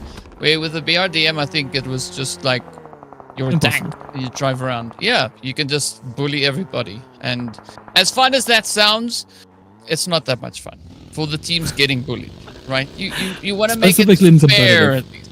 Yeah, like give everybody otherwise you're going to have to give everybody a BRDM and then have them have a race and see who survives the longest in the blue, and it could go any which way, and that's kind of maybe something that could happen if there was something like a PUBG TA. It was or actually a something like thing in Asian games. It was actually a thing in Asian games. When PUBG Mobile was supposed to come in Asian games, they said that we will not have a gunfight because this is, it's not good for kids. Gunfights, bullets, not good. So we'll have a race in PUBG Mobile. Yeah. This was actually a thing, and they had gold medals for it. But then I think PUBG Mobile, they withdrawn. They went with the withdrawal. They said no, it's not good for the integrity of the game. So let's just withdraw this. Let's just don't do it's not not do a that. racing game. There are other racing games. Yeah. But yeah. yes, time for the chaos, time for the fights. Axel trying to move, trying to rotate so close to Team VIPERxKO. They were like, you have to pay the toll, you have to pay the price, and now they're charging in all in. Tala is getting close in, and look at this, the beautiful jump shot by Goku Bot, not Tala, takes the one down. Axel was knocked out, but so is another player, Johin. He is about to pay the price, but Tala got spotted by shields, and a beautiful spray leaves him on 1 HP. Once again, Lord is coming for the rescue. On the back of it, there's Boom versus ASXI going on. So this is the time where all the teams are going to try and force themselves into a fight. Well, we're gonna hope to see that fight come through pretty soon. Probably helps if I English like I'm supposed to. In the meanwhile, it's gonna be Baby just rotating up into the rocks and stuff. Things all over the place. Always exciting to see this. It does seem like ASI8, they are not gonna try and keep calm, as they've now already lost Casanova and Calm. So Baby and Iron will need to try and see what they can muster up as the push comes through to the bridges as well. 1-for-1, Toadak and Vampire Esports now fighting out in the blue. A very tough spot to play through, but there could still be a bit of an opportunity here for Toadak if they can lock it in. 1-for-1 just up ahead of them, so Cleon could have a very clear line of sight. We do say goodbye to Vampire Esports as they will get taken right on down. Push like this. Yeah. Leon is going all in. Absolutely. Come on. Look at this. Grenades. Absolutely. Shotguns are in hand. And now, look at K2. He's not going to stop whatsoever, but he will lose his life to the... And yes, he's also knocked out. So the gaming, one by one, confirming those elimination points. A beautiful grenade goes in. VOIN and Zibian are the last two players, but they need to throw a smoke, otherwise somebody else is going to spot you and confirm you into elimination point. But now, 1-for-1 is on the verge of elimination. Yeah, it's not the spot that you want to be in. It's not the way you want to close up the final Erangel here for the day. 17th place is where they'll be closing up their spot, at least for now. It's going to be quite reliant on what the rest of the teams will be bringing on through. Beautiful spray here as Toadak are going to be losing yet another player. Now Kidder is the last hope, the final player left to try and make something happen here, but they have to double back and get their team back on their feet. Cleon right here just about to get taken out. Will they make it? Oh, narrow escape, but still going to be battling the blue. Coming back with not a lot of HP. It is going to be a pretty tall order and a pretty tough one for Toadak to survive. Voltrox up on the high ground. Love that angle here for them. Good utilization of the bridge, but we are seeing more teams now getting caught in the blue. Just look at how that right side of the screen is lighting up. So many squads out here. Cleon getting picked up as Voltrox is on the money, but it's the last one left for the side here of 1-for-1. Absolutely, VOIN has that cheeky angle from where he can definitely spot 1 or 2 players, but Team TODAK Gaming, it was a blunder by them. You want to keep some team in the bridge camp. You can certainly do that, but you can't allow them to take knocks on you and eliminate your players. And look at this, a beautiful Molotov by VOIN will definitely take 1 player down at least, and here comes the first knockout. Now down to the last man standing, and it's not looking good. VOIN comes in with another beautiful grenade, and Kiddu gets eliminated. What a blunder by this team. I mean, after a long time, I'm seeing somebody trying to gatekeep a team in the bridge camp and then losing all the players, because now teams have realized that this is not the way to go. That's a pathetic approach, and yet it was a pathetic approach by TODAK Gaming, and they got eliminated. But what a play by VOIN. He deserves a lot of appreciation. A 1v3 by him. In one way, we can say it was 1v3, but yes, he will survive and he will live to see another day. But there goes another fight. Boom Esports coming up against which team? I don't know. but they were taking the players down. They are in fact going down by the play zone, and BLUZZ official is getting the knockouts. Well, still a lot of carnage to come through. TALON, as we can see, up on the right-hand side there, down to their last player who is out in the blue. 141 goes down as well, as that is going to be, I believe, Boom Esports coming in right behind them. VOIN Donkey getting ready to make their approach here. As we can see, Skyforce ahead of them.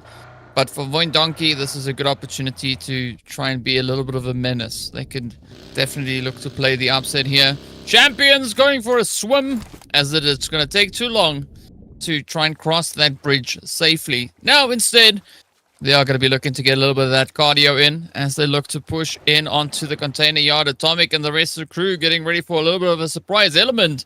But stage 4 is about to hit, and I'm hoping for their side that it kind of stays down to that southern side and they don't have to, turn around and swim the other way. Absolutely. Boom Esports trying to make their way inside the zone. DRS trying to take that fight. And once again, romance between Skyforce and DRS.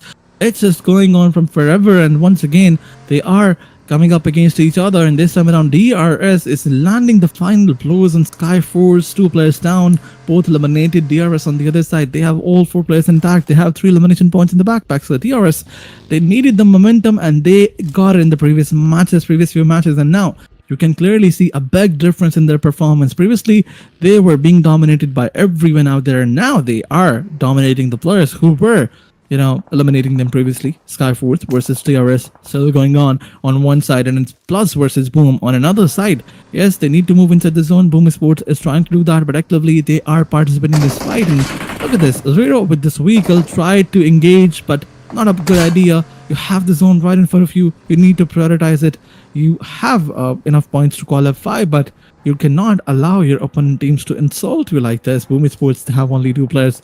Although they have 4 elimination points, but still it's not enough. They need to get 3 to 4 more points at least if they want to, end this tournament, end this stage, in fact, in top 5. But yeah, they're trying to settle in. They have the zone side by side. They're looking for some openings on the outskirts, and the entirety of Boom Esports, they always focus on placement points, but this time, I guess now they have realized that they can maybe have some good amount of elimination points and turn the tables on the points table, maybe go and challenge Glue Squad, but I think they cannot do that with two players. Yeah, it's going to be a tough one, but it's good that they've come to the realization that they need to have a slightly more balanced approach, trying to, share that spread between the elims and the placement. So let's see how it goes for them. I like what HALAL AXETRON has been doing over here. Still sitting with those glorious 4 eliminations that we saw them securing not too long ago. But there we have a few different looking fishes in the water. It is going to be Champions Esports now coming in with their aquatic play. As you can see, the angle's just about to be held. Atomic looking if there's going to be a safe opportunity to get up onto that pier. They have to try and push on forward, but they've already been spotted. Hitman now having the next contract getting served. Will they look to apply the pressure? Balja now going to be just on the edge there. Potato is going to get picked on up as Killer YT comes in clutch. TALON goes down as Zero just hits in with a very hard shot. Now, HALAL right on the back end here of Champions. They've now come in with a hovercraft, a quick little bit of sneaky back and forth in and out of the vehicles. Like, you can't see me because the windows are blocked out. But up comes the push. Mamba comes through with a poison and down they go. Champions reduced to 1.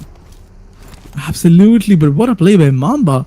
He did not just, get into the vehicle. He also moved forward. So the player, he could not get the cover for any time longer. But on the other side now, it's just Balza last man standing.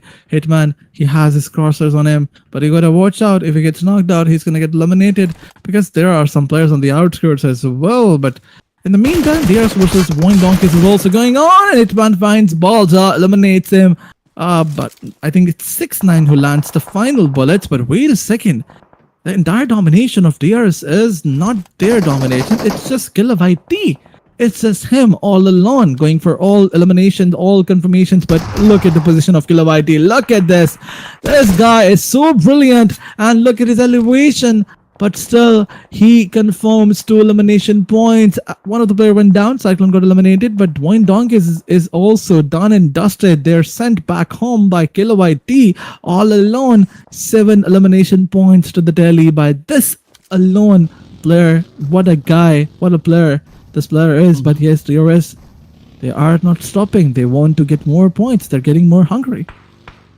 Yeah, I like what Kilobyte T is doing here. Is like telling the team, you know what? I hit the gym yesterday. I'm prepped. I'm ready for a bit of a carry. Let's see what we can do here. And so far, Kilobyte T doing an absolutely phenomenal job. But they're not done yet. Vegeta Uta is going to look for a little bit of something on towards the edge of zone. Got to be careful though, because this is where BLUZZ official find themselves. And currently, coming into this match, there was only 1 point separating BLUZZ from Boom. Boom, of course, securing themselves those 5 eliminations. But DRS, they're going to try and come in hot. They've already made their entry up into the top 19. But are they going to be able to push it even further? Look at this, though. 966 just waiting quite patiently in the vehicle. Beautiful nade. That vehicle is not indestructible. It is, however, rather challenging to breach, but one well-placed nade is going to make it quite easy. 9 elims, though. Halal, they're going to be looking to close it off. One player standing between them and hitting double digits. Absolutely, HALAL AXETRON. They have 9 elimination points already, but here comes a grenade from Sky First side. You gotta watch out. You gotta be careful. The grenade goes, but it does not land close to anybody. So yeah, it was a firecracker, we can say. But HALAL AXETRON revive is complete, and now they're pushing forward. Mad Cat will definitely lose bullets, but in return, he gets a lot more damage. But yes, Mamba with a beautiful grenade, right on target, right on the money. And 1 more elimination points confirmed, and the tally. 10 elimination points, double Ds are touched by HALAL AXETRON. All they needed was the first push, and that too was given by their own friends. But here comes another push from the backside. It's 4 by LC Punk all alone. This guy took 2 players down, and HALAL AXETRON, their momentum is shaken now. Yeah, let's see whether or not they can climb back and maybe bounce back from this play here. Punk is going to look to make it quite challenging, but Alpha Boy is going to lend a big helping hand, alleviating a lot of the pressure on that front line. So there's still hope here for HALAL to get the reses and get themselves into the swing of things. They only need 2 more points, right? They are in placement point territory, so there is an opportunity for them to overtake Champions Esports on the overall standings.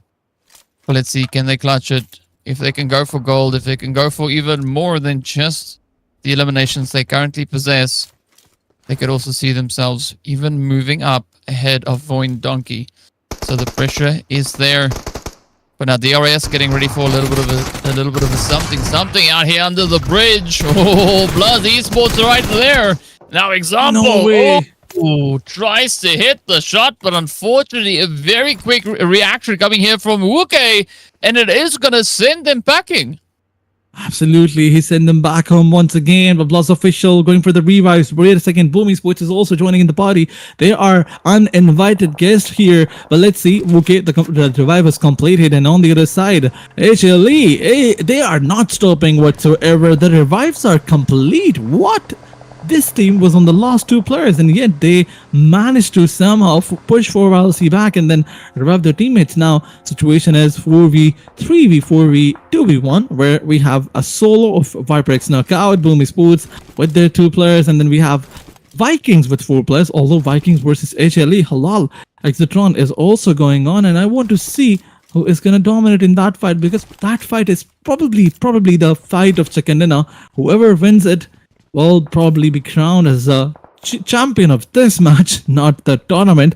But yes, Boom Esports, they have the 2 players. You cannot count them out. This duo can still dominate. They have the possibility of winning this match too. But for RLC, the players are going down 1 by 1, all because from a long range perspective, it's HALAL AXETRON who are spotting them out. Well, gotta love it though. HALAL definitely looking to finish off with an absolutely phenomenal performance here.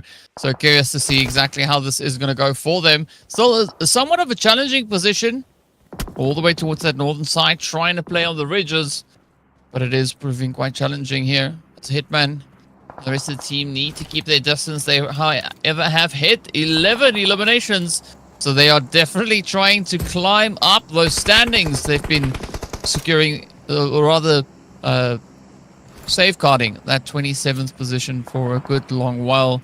So that we love to see this come through here. Still quite a few trios left across the map. Broom also now down to that duo, but here we go. It is going to be BLUZZ on the opposing side. They've taken a bit of damage, not going to be patching up those health bars just yet.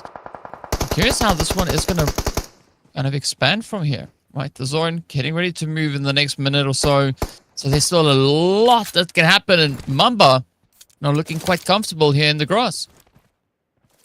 Absolutely. Mamba is looking comfortable because they know that they have 11 elimination points. This is the comeback storyline that team HALAL AXETRON is trying to, pull through. But yes, they need to spot all the players in the outskirts or areas, specifically starting from the solos on the western side. It's VIPERxKO knockout, but right now they're waiting for the zone to push forward. BLUZZ official trying to push from one side, and on another, it's BOOMieSports who's trying to, put some pressure on team BOOMieSports. But wait a second, BOOMieSports are in. He responds with a beautiful grenade and takes one player down. HALAL AXETRON, it's an opportunity for them to join in and take multiple players down. But Mamba, as he moves forward, he confirms an elimination points, and DMG, BOOMieSports, is taking them down, and HALAL AXETRON is confirming them, but a beautiful grenade by Yohain will take both the players down, and Rox gets eliminated, Voke gets eliminated. Both the players are out, and the elimination numbers are in the tally of BOOMieSports. So yeah, BOOMieSports is also not stopping whatsoever. Down to a 2v2, 1v3. In fact, 1v4, because HALAL, they did not lose any blur. This is brilliant by them. They are playing with such a composure in this map. A team who was getting eliminated in 3 to 4 seconds is now dominating. Wow. I mean, this is crazy. Right? Maybe they've just, you know what was happening? They were absorbing all of that, right? All of those teams taking them down so early, and now they're like, okay, cool, now let's turn that around. Let's now become the team that does that, right? Now we've been able to kind of, take a little bit of that thunder for ourselves, and let's see what we can do. And so far, the answer is a pretty outstanding job. But they have still a little bit of a way to go. See if they can clear it up all the way through. For LC, yet to find any eliminations. They've not been able to bag anything this game. All they have counting for them is going to be placement points. But as we know, that's not the approach that you want to take. Here we go. This could maybe be Punk now looking to turn this one around, as they found 6ix9ine out in the open, trying to just crest that hill, pushing forward, looking for entry into the compound. But 4YLC, good spread, but you got to watch the angles, because up comes Broom as Yumi Yohain locks it in. Fearless now is going to be the last one left to show us what they've got. They're going to have to stay true to their name if they want to clutch it. But the pressure is so high. Oh, here we go. The only team managing to put a dent into the side of HLE for this game is going to be 4YLC. Absolutely, the last man standing of 4YLC, and in front of them there's BOOMieSports, who's also closing in. You gotta watch out, all those grenades are coming in. Fearless is the last man standing. He needs to stay alive. BOOMieSports once again getting close and confirming those elimination points. What a beautiful show of skills by Team 4YLC. Vikings were the main reason why on that solo. But it's a 1v1v1v2 situation where we have BOOMieSports with 2 players, 4YLC with 1, and HALAL AXETRON with 1 player. Look at the HP of HALAL AXETRON's player. The grenades are coming so beautifully. And what a beautiful grenade by Zero. And now the grenade comes in. Madcat gets eliminated. And now they're trying to deal with the last man standing of 4YLC on the back of some grenades. So heavy util dump by BOOMieSports. And look at this. That is crazy. That is brilliant. Absolutely chaotic. 11 eliminations to the name. BOOMieSports is just sending everyone back home, and they are just delivering a message out here that they are the dominators of this lobby. Previously, we saw them getting good matches, but they were focused on placement points, and now that they're focusing on eliminations, nobody else is, matching their performance. But then we have a 1v2 situation here. Team VIPERxKO knockout. They need a chicken dinner. Alpha Boy surviving from the last 15 minutes. The solo is here with a little bit of hope and a leap of faith. Let's see what he's gonna do. Well, Boom looking pretty good. 11 eliminations to their name. 0 showing 0 chill as they just come in so aggressively. Yumi Johan, gotta watch out for that peak. Oh, No the hit is way. in, and there we have it. A near effortless execution from Boom Esports as they secure themselves yet another winner chicken dinner. Absolutely amazing stuff being done here. But you gotta love it. These teams just keep the surprises coming. That now is the 3rd victory for Boom Esports. Absolutely amazing stuff. Absolutely amazing stuff. Third, second winner in total. If we talk about this, they have great placement points, 30 in 3 matches, and then they had like 10 to 12 more.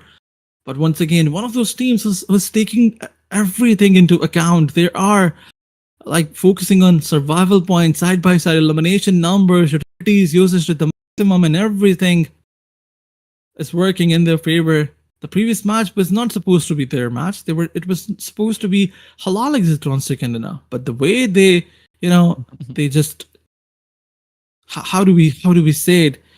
They were just took it right under the nose of their opponents. And now you can see Boom Esports getting the third, in fact, chicken dinner, first for today. They had to previously, second for today, I guess. Yeah, it's phenomenal to see those victories coming their way. So well-deserved play here. But we got to take a look at the MVP. It is going to be Killer YT. Of course, a phenomenal opportunity. No surprise to see that be the play.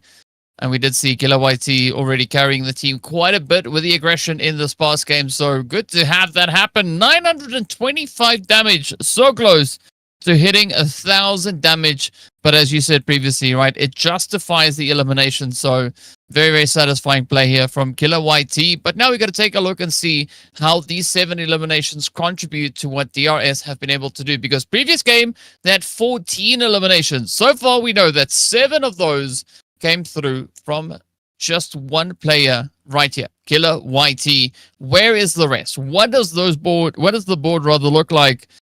And could we have some upsets with regards to the standings?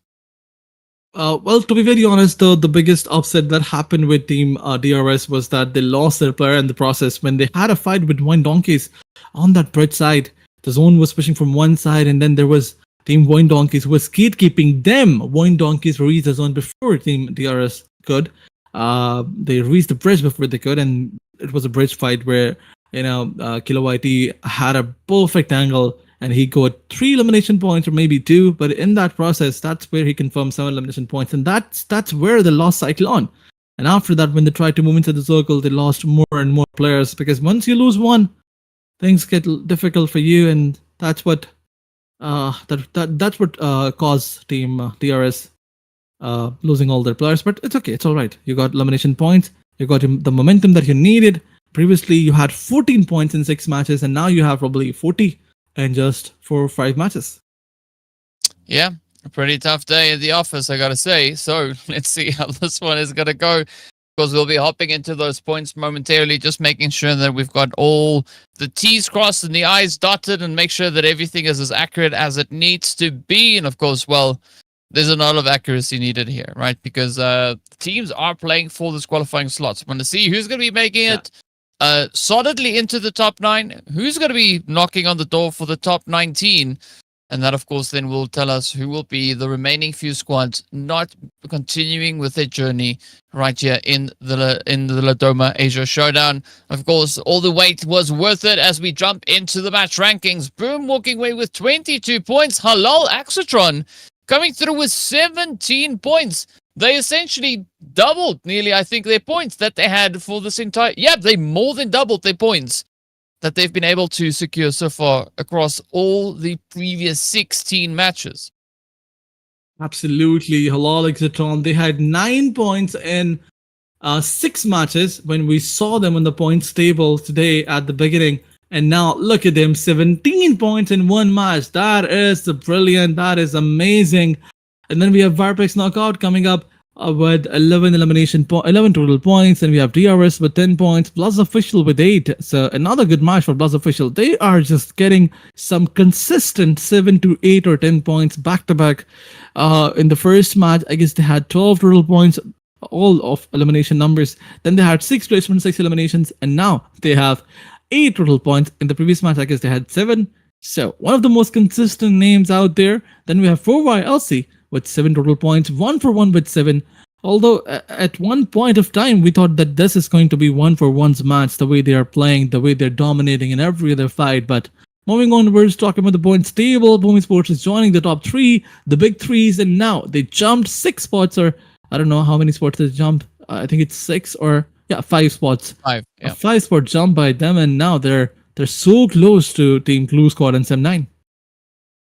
Yeah, I mean, we love these upsets coming through here. So an amazing play from them. BLUZZ official also moving up 4. So that consistency that you were referring to definitely paying off at the end of the day. So they've been able to sneak into this 7th position just ahead of ASI8. And I think this is where RRQ Ryu are going to be sitting there wondering, maybe sweating a little bit, because have they done enough to ensure that they stay within the top 9, right? Because if not, they are guaranteed a seat in the last chance. But speaking of which, the important page for us to take a look at is going to be the next page. Page number 2, as we take a gander at what that situation is and where these teams find themselves. I'm pretty sure that we have seen some crazy jumps. Yes, DRS all the way up into 18th now, 1-for-1 up into 15th, and VIPERxKO now quite comfortably up into that 12th position. But again, right, only 1 point separating them,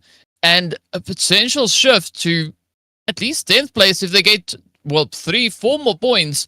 That's going to be their ticket up into the top 9.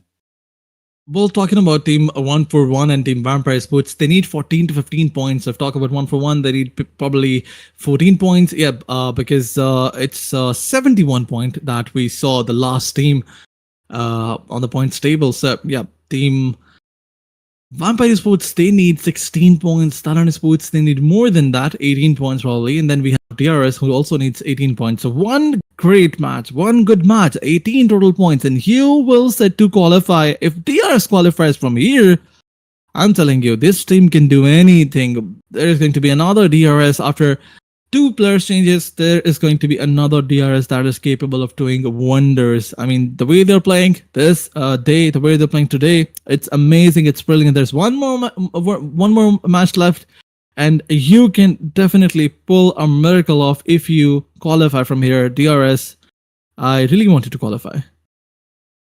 Yeah, I mean, they're there, right? They are in the top 18. All they got to do is just bring in a little bit more of that consistency as we approach our final match of the day. So the pressure is going to be on, and we're going to find out pretty soon whether or not DRS is going to be making it in alongside all the other teams currently situated in the top 19, or if we can see teams like Skyforce, 4YLC, Vikings, and the rest knocking on the door, looking to make it through into the last chance. Because that's it, right? The top 9 straight into the grand finals.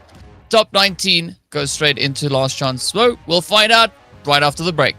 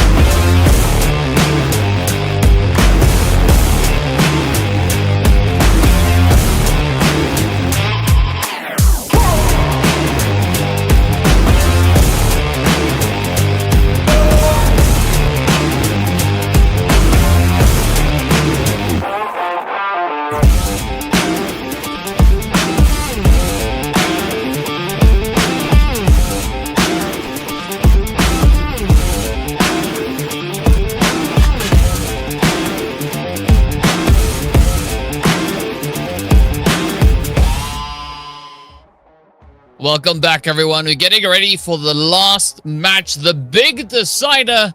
Aladdin, what's your thoughts? What's your predictions for the final game of the day? Well, my predictions are still the same. VIPERxKO knockout. I think they're gonna time, but side by side, DRS, the real soldiers, the way they are playing.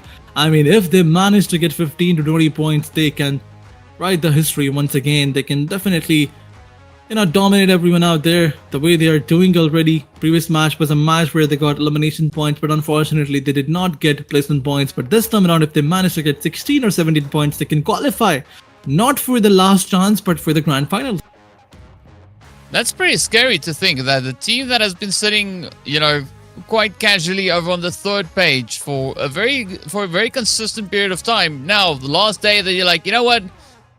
Let's go. Let's jump all the way up and let's go knock on the door of that first page to see if we can make it all the way up into the 9th position or qualify well into that top 9. It just shows the capability of the squad, right? They are monsters, right? We've seen them in Season 3 playing a pretty good game as well. So, yeah, I'm curious as to whether or not they are going to look to unlock that final mode and secure themselves that direct qualification into the grand finals. I've been seeing in the chat that a few people are also asking as to how many teams qualified to where.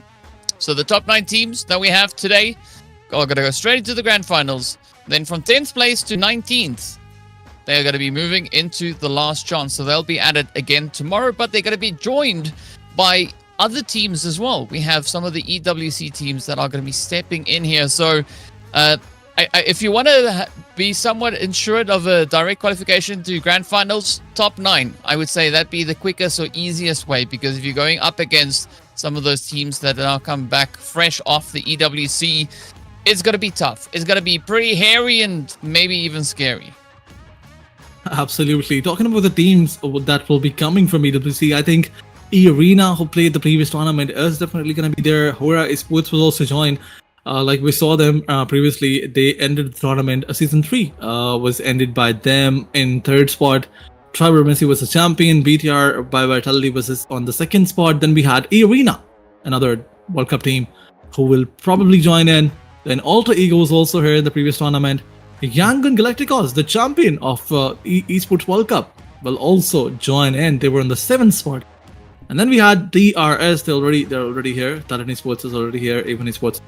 Team Secret is also another Esports World Cup team. So I really hope that all those teams previously there will also join. And if this happens, there's another team who will join from Brazil. The Brazilian Dominators, who did not qualify in Esports World Cup finals this time. Alpha 7 would also be here. If this happens, the lobby is going to get more intense. And imagine 40 also joining. 4 Thrives from Pakistan. There are a lot of fans from Pakistan who also want Team 4 Thrives to play in a lobby where Team ASXI is also there, and alongside Yangon Galacticos, it is going to be a big challenge for everyone out there.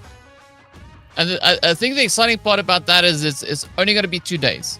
Just 2 days of gameplay to have the last chance decided, right? 12 matches and that's it, right? Then we'll take the top 9 from that and add them in to the grand final. So I think this season is going to be a very exciting one to see how these teams are going to be measuring up against each other.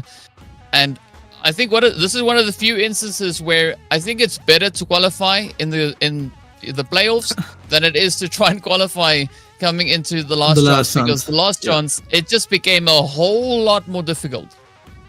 You can say it will not just be a last chance, it will be a difficult chance. You have an easy chance and then a difficult chance, and the easy chance is here, which is definitely not that easy, because although teams like DRS, they're making it look easy. Teams like Vampire Esports, the way they dominated Vampire, they started the day from the bottom spots and they got 40 points in just 3 matches, and then after that they're also trying to get more points. And I guess Vampire got how many points in they got 1. Okay, they did not get any points in the previous one. I think the Cost Trackers is with them.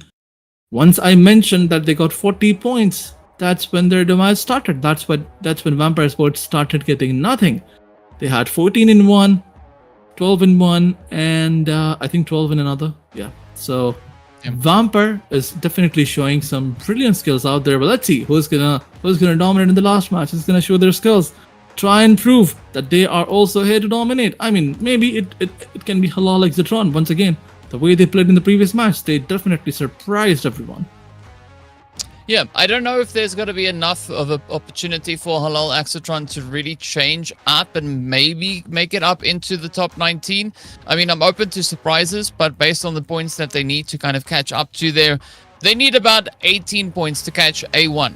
So 18 points, not impossible, but they're going to have to just play a phenomenal game like they just did in this past match, as you've mentioned. So the expectation is there, the opportunity is there, but are they going to seize the moment? Of course, time will tell. But yeah, we are getting ready to move into the final, showing the final opportunity, the last rumble in the jungle. Well, in the desert, I guess, right? Because we don't have Sanok here. So it's going to be a bit of a sand fight, a sandstorm to see who will be the one to lock it in. We are going to be starting up at La Cobreria, heading right across Impala into the lovely islands over on that eastern side of the map. And now it's going to be the big kicker. Where is that zone going to take us? Will it move us elsewhere? Are we going to go down to Chumacera? Or are we going to stay up towards the north? I think we're going to go towards the northwestern side. El Pozo is the area where I think the circle is going to go. But side by side, are there going to be any drop clashes? Previously, we did see 3 teams early on taking that fight close to San Martin. Yes, we saw a fight there as well. We saw some teams getting, their early on elimination points on towards that Impala side. VIPERxKO knockout, they dominated in one fight. DRS was also taking a drop fight.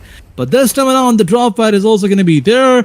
In fact, it was a gunfight where whoever gets the gun first will get the knock first. But look at this. What a brilliant knockout on DRS side. No more room to pull that miracle off to DRS. And look at this. One by one, the players are going to go down. It's a 2v equation on that side. Circle is going towards the opposite side as I predicted. My predictions are never wrong. But wait a second, DRS, you have to do something crazy. Cyclone gets taken down. The last man standing has the responsibility on his weak shoulders, and it's a 1v4 that he needs to pull off, and DRS gets eliminated. And so does the hope of DRS to qualify for the next stage.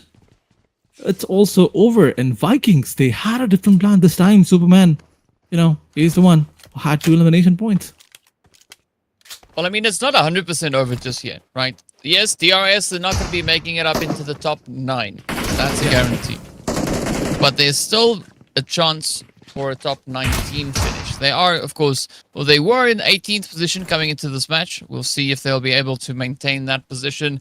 It is going to be a pretty tough one because the teams are pretty close, right? A1 Esports, Skyforce, as well as 4YLC, and even Viking Esports could come rushing up, kicking the door down and taking a little bit of something along with him. But we'll see how all of that is going to play out here for the rest of the lobby. Now, VOIN Donkey, they're going to be moving up alongside the players here from Toadak.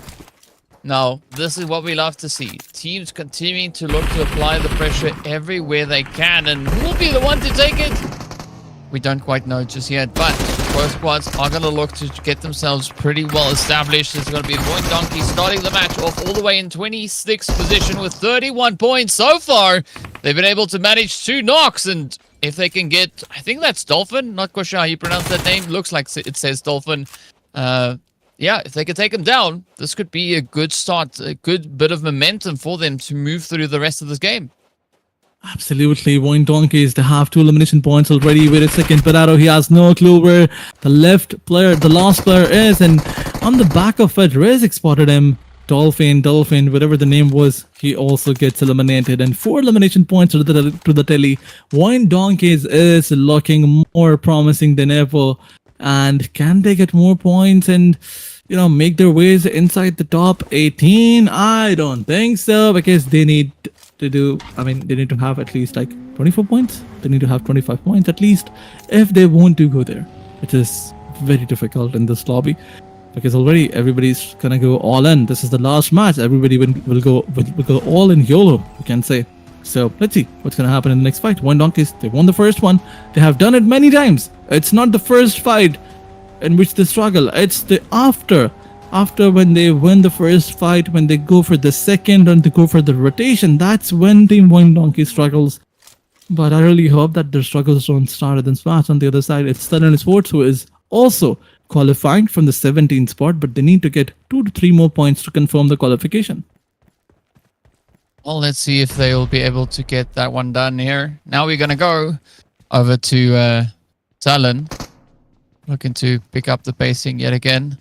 It's going to be Atomic. Atomic, I don't know if Atomic has a shotgun in hand. They do, but it's not a S12K, so TALON, they might maybe be able to survive a little while longer, but those nades, oh, on the money. Shields coming in hot with that Uzi, stopping Atomics right then and there, just keeping them well away from any shotguns or anything along those lines.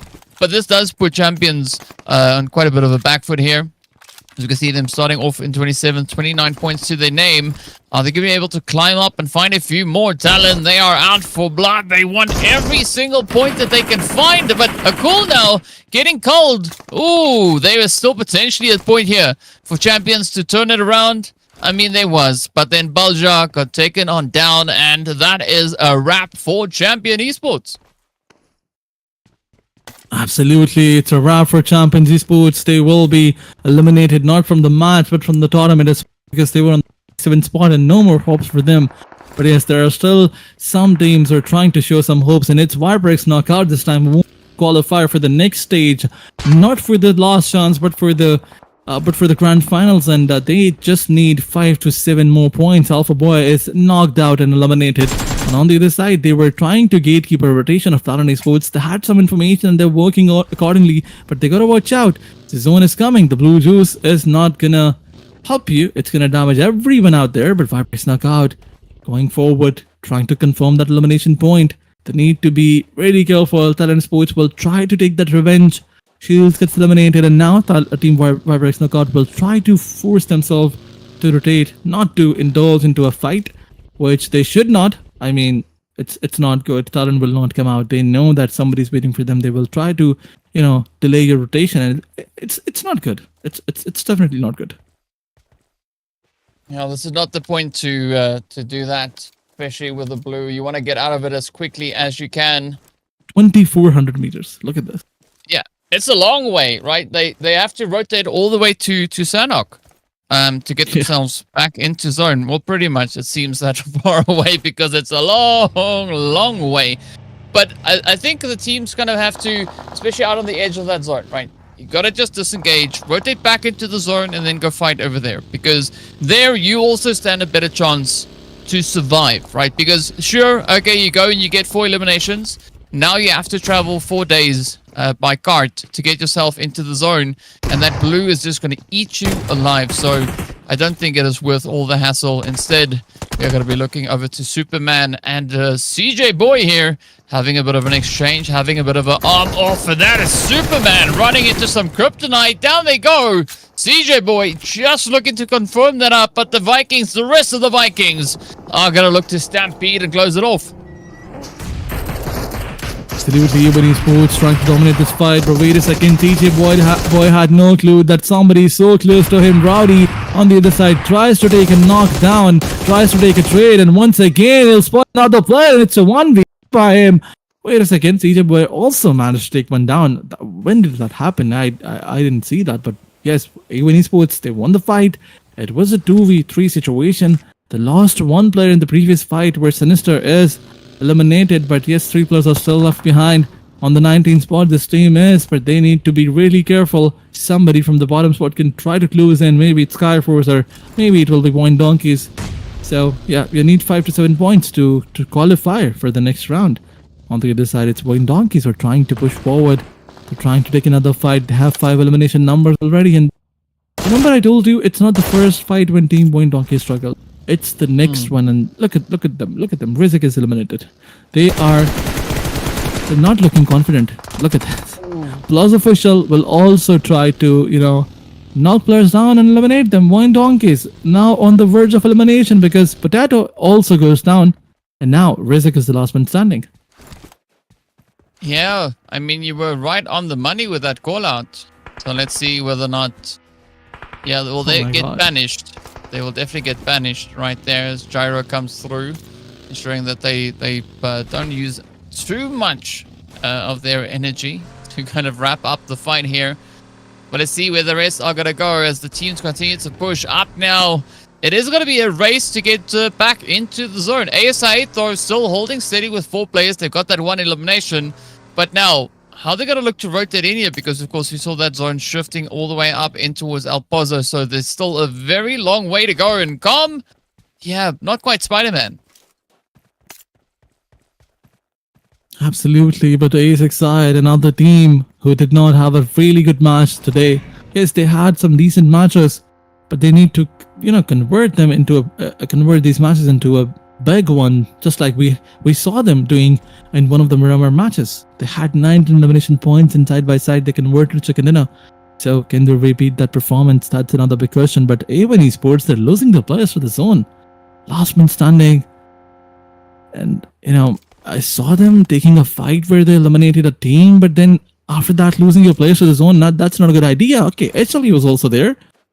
Actually, HALAL AXETRON was the team who eliminated them, and this is not the first time that A1 Esports was getting eliminated by HALAL AXETRON. In last 2 matches, this one and the previous one, in both matches, A1 Esports got eliminated from their own regional, what do we say, competitor, dominator, but HALAL AXETRON.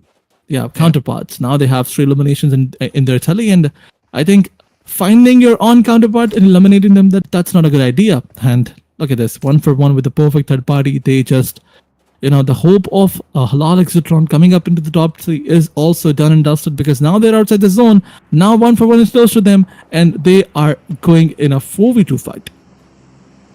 Well, it is getting pretty scary. Let's see who's going to be the one to rise it up here. I mean, think realistically, Skyforce and 4-Way LC are the 2 teams that still have a bit of an opportunity to come barging into the top 19, as they don't need that much to get this position secured, right? A1, they're going to be closing that closing the door there with 53 points in total. So there is a bit of an opportunity for Skyforce to get themselves 8 additional points, or for 4-Way LC to get themselves 9. Well, that would be just to meet that top 19 spot. So if they go a little bit beyond that, of course, that will help them secure that entry into the top 19. But now, 1-for-1, they're going to continue to rotate further and further afield, looking to see who they can get the jump ahead of. 3-piece is what they will have to work with, but still a very long way before they gain entry into the zone.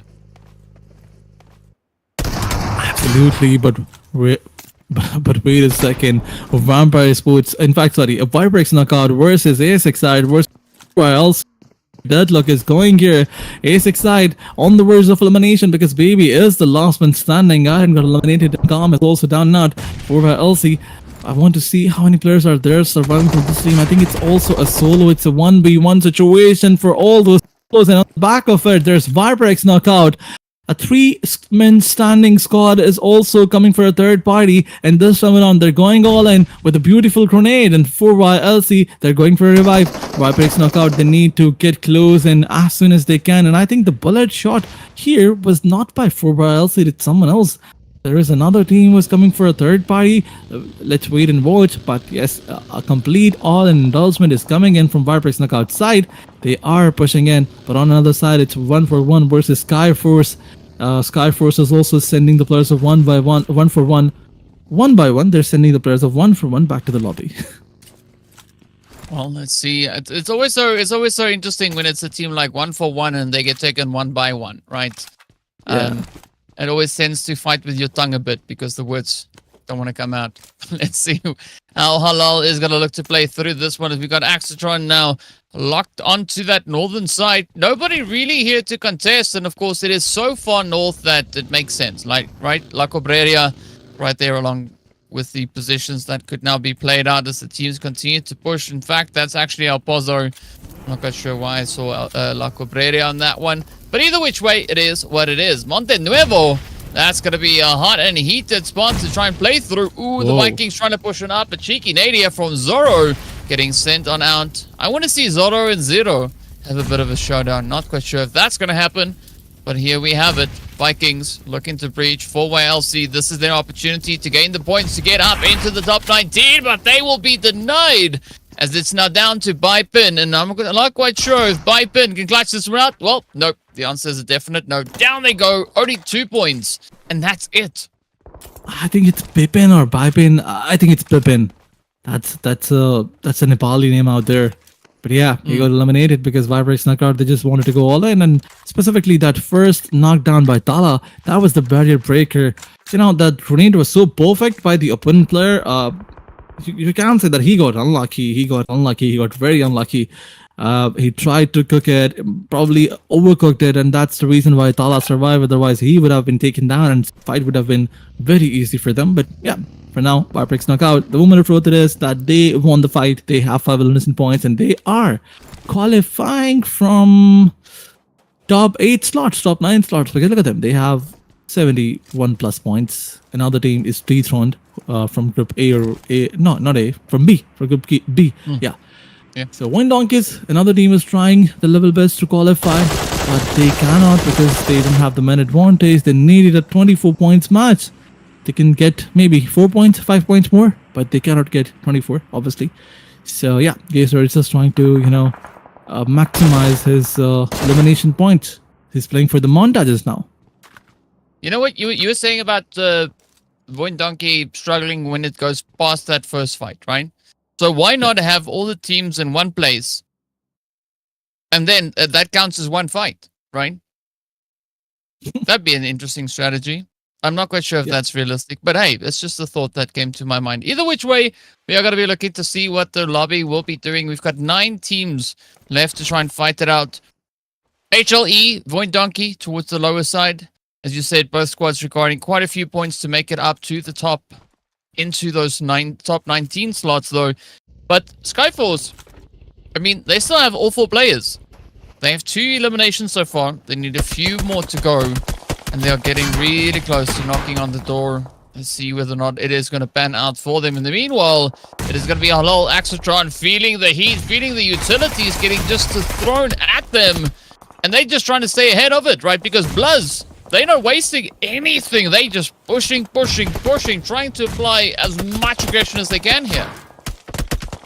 Absolutely, they're just pressing everyone down, and once again, HALAL AXETRON now they are with the last man standing, and this time on it's Mad Cat BLUZZ versus Team HALAL AXETRON. And look at the elimination numbers of BLUZZ. They have 4 total points, and once again, some beautiful sprays were coming in. But Sanchir, is it Sanchir? No, yeah, it's someone else. But yeah, Skyforce, they eliminated another player. Skyforce also knows that they are so close to that 19 spot. In fact, they have 46 points in total. They're on 20 spot already. So want to do more good fights, and they will also qualify. They need at least 15 or 10 points. But here comes another fight. BLUZZ officials versus VIPERxKO. Slamin is coming in from VIPERxKO. BLUZZ officials are also versus VIPERxKO. Tala, or who is this guy? Who is this guy? Yes, it is Tala. Tala finds him. Tala shuts him down. And can you say one time? Kontala. Can you say that again? Just say Kontala. Kontala. Yeah, Kontala. Tala is definitely proving everyone that Giebala Tala. Okay, never mind. It's a song. It's a song in Pakistan where somebody says Kontala, and let me tell you about this. There's a banter between Pakistani and Indian singer.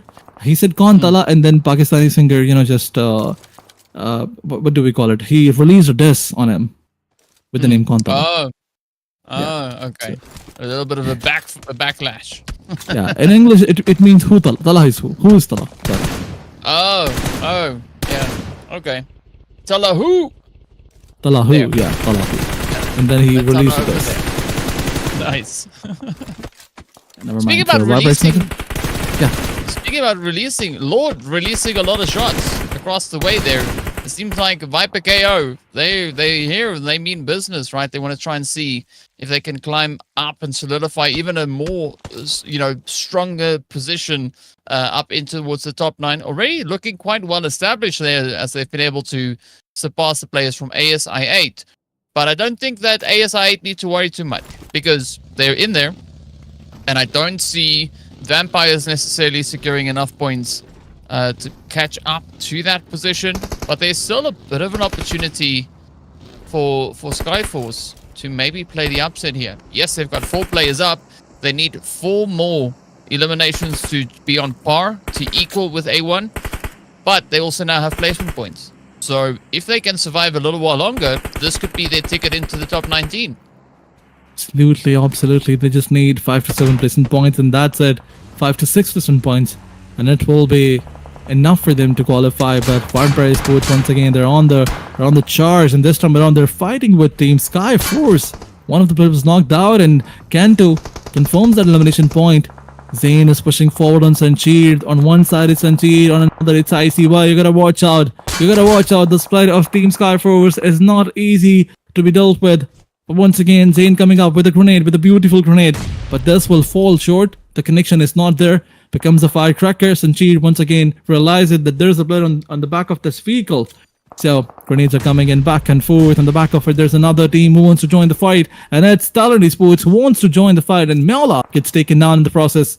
And now it's a 2v3 situation. Skyforce, things are getting easy for them because TALON is also joining their side, but yep, not anymore. I guess it's time that they have to get their job done on their own. The zone is sitting closed, and TALON will probably try to focus on the zone if the zone shifts from here. Skyforce is also abandoning this fight. As you mentioned, the placement points are needed. Skyforce also realized that they need to work on that, and now they're falling back towards the zone. They're abandoning this fight. Uh-oh. That's not gonna get you in the top 19. Well, they might maybe still make it. I think that there's only one team that's gonna get moved out of the top 19, right? I don't see DRS getting relegated any further than where they find themselves right now. So we might be looking at a potential confirmation here. Of course, we'll find out once we get those exact points on screen, and that will only happen at the end of the match. Now it's going to be Skyforce looking to see if they can get there even before the match is done. They need a few more points to get added up here. It's creeping closer and closer. So far, a good entry into the zone. Still got to watch out there for Zayn coming through from Vampire Esports. But the rest of the teams, though, pretty much focused up into the center. Look at VIPERxKO. They are looking pretty comfortable coming in from that western front. But will that be enough? Are they going to be able to capitalize on more carnage? So far, it's going to be Tala that gets taken right on down. Now, Lord has to try and see if they can carry that torch moving forward. Absolutely. VIPERxKO knockout on the other side. 5 elimination points for the Telly. This time around, they're indulging into another fight. But Skyforce going all in on Boom Esports. It's a 3v3 situation. A lot of small is gonna definitely take one player down at least. And once again, utilities are coming back and forth from both the side. Boom Esports is also realizing that they are forced to take this fight. But Sancheer, let's see what is he gonna do. A vehicle is coming in. He gotta watch out. You cannot face the vehicle like this. But once again, your hand with the beautiful grenade. And once again, the grenades from Skyforce are also gonna make some problem on their opponents. But yes, a third party is needed. Both the teams are taking this fight so comfortably, and I'm not liking it. But Skyforce ICY gets taken down by the beautiful grenade of Yohain. But Zoro, he makes a mistake. Sancheer tries to punish him. This time around, Yohain comes forward. Sancheer needs to step up. He needs to take one down, and he took it. But once again, the main advantage is definitely with the team Boom Esports. But VIPERxKO knockout is coming in from the backside. They want to help Skyforce. ICY is bleeding out. Sancheer is also bleeding out. Look at this. The revival is going to be there because VIPERxKO knockout is pushing all the way on Boom Esports, and Yohain, as soon as he puts a kit, the grenades are coming in, which will damage them. But Boom Esports, they're focusing on eliminating Team Skyforce because they know that Team VIPERxKO knockout is not going to stop whatsoever. And look at the push by VIPERxKO knockout. They are just pressing the W button. Boom Esports, they eliminated all the players of Skyforce, but VIPERxKO knockout will do the same on Team Boom. First one down, and the other is also compromised. A grenade from Kanto will shut him down. Ooh, this is getting pretty hot and heated. But the big thing that I'm looking to see is what's going to come through from VOIN Donkey. Because VOIN Donkey, Gaycore can still play a major upset here, right? If VOIN Donkey gets enough points, which is possible, there could be a major upset on the horizon. But they will have to get that winner-winner chicken dinner. That's the only way that VOIN Donkey can upset the standings. We don't know exactly by how much they'll be able to upset it, but there's definitely a big possibility for that to be the case. Gaycore, this is a very important situation that they find themselves in now as they look to just disengage, reposition, and look to get a little stronger angle to play off of. Now, Talon, and VIPERxKO are going to be facing off against each other over on towards the edge of that zone. GEICOR having a little bit of difficulty getting into the building. They need to restock, they need to reposition, and in doing so, just quickly patching themselves back up. The zone is going to shift, and all 4 our players are still well within the zone. It has not been decided, but it does seem like it is anyone's game here. VIPERxKO coming through with 11 eliminations. TALON coming through with 6, but they've got the numbers advantage, so there's a lot riding on this fight here. Let's see whether or not GokuBot is going to step up and clutch it out, or will they get taken down by either VOIN Donkey or TALON Esports? Absolutely, it's a 1v1v2 situation. The circle is in the favor of everyone, but guess TALON Esports, they have the best area for themselves, and Axel, responsibility lies on his shoulders alongside Johan. It's a 2v1 situation, 2v1 where GAZER is on the western edge. GokuBot is on the eastern edge, but Vampire Sports will try. VIPERxKNOCKOUT. Every time I see VIPERxKNOCKOUT, I'll call them Vampire Sports. I don't know why, but yeah. VIPERxKNOCKOUT will try their level best to, get the chicken dinner because they know that they need it. They want to be in the top 16, top 17. Somehow they just want to qualify. Although already they have enough elimination points to do that, but they will still just try to end the league stage on a good number. On the other side, VOIN Donkey is struggling for their survival. Can they do it? Can they qualify? Can they pull it off? The only time is going to tell. And on the other side, it's TALON Sports is also trying to, just end the league stage on a good number because they have been dominating previously. But one side, it's GokuBot is waiting. He cannot push forward. GAZER is also waiting. Nobody is trying to make a mistake. Everybody's just waiting for the mistake, and they're waiting for the zone to close in. 40 more seconds, and then we'll see the circle shifting. It will be the last zone after this, and then we'll have no zone, no more play area. But Axel, now he realizes that he needs to wrap around, slowly and steadily clearing all the avenues, and now getting close to team VIPERxKNOCKOUT. GokuBot will also hear them properly, and then he will try to welcome them with a grenade. Well, let's see. Is it going to be a warm welcome or a slightly awkward, uncomfortable one? We'll find out pretty soon. GokuBot now trying to put a little bit of distance in between themselves and that rush coming through here from TALON, but it is going to be a full send. The reload. Ooh, there we go. Unfortunate play. Absolutely, very unfortunate. The reload was there, the pre-fire was there, but unfortunately, TALON Esports, they did not buy it. Johan did not buy it. He was not even peeking. He was changing his angles continuously, and GokuBot thought that it will be over for him, not for anybody else. And yeah, TALON Esports, they're winning this fight. It seems like they are gonna win this match, but it's a 1v2 situation where GAZER will try to welcome them. That utility usage is definitely going to be there, but if he manages to take one down with a grenade only, then he can take the other down. In any other case, if they push him on a cover area, then maybe he can pull a miracle off with the shotguns. But for now, Axel is going with a vehicle, and GAZER, he does not have to get this bait. He does not have to buy it. But I think Axel knows where GAZER is. Ooh. Oh my god. Yeah, I was waiting for this. Yoru getting a little bit too focused in onto that northern position of the zone, and that did open up quite a bit of opportunity here now for GEICOR to come through and do a little bit of something. It is going to be a throwdown to see who will be the one to clutch it up. Is it going to be TALON, or will it be VOIN Donkey to clutch that winner chicken dinner? The chicken dinner here for VOIN Donkey is going to be absolutely imperative, as they want to stand a good chance to get into that last ticket. There's one slot potentially available for them here, but now it's going to be up to Yoru Gohan to see if they can get the job done. GEICOR with an absolutely relentless approach here. Yoru cooking up the nade. Oh, GEICOR can see that coming, but if he allows this Reds to come through, he's just turning the odds against himself. Absolutely, but he wanted to heal himself, and wait a second, Johan is gonna buy it. He did not revive Axel. He could have revived GAZER. In any case, they couldn't have pushed forward. Why did you leave your teammate? This is a potential opportunity for Team VOIN Donkeys to get the second in. Now, once again, the Regis fight is gonna be in play. The zone is gonna get close, and it's gonna end soon. But in any case, GAZER looks more confident than ever. Look at this. That's a big blunder by Johan, and VOIN Donkeys gets the chicken dinner. Wow. Wow. What a clutch up. What an opportunity. Has that been enough for VOIN Donkey to seal their slot up into the top 19? We don't know. Don't trust Costa Math because there's a reason we don't do math, right? There's a reason why somebody else does the calculations because it's very risky, but a big congratulations going out to VOIN Donkey ID for clutching up, getting the victory. But the big question now needs to be answered. Absolutely, the big question needs to be answered.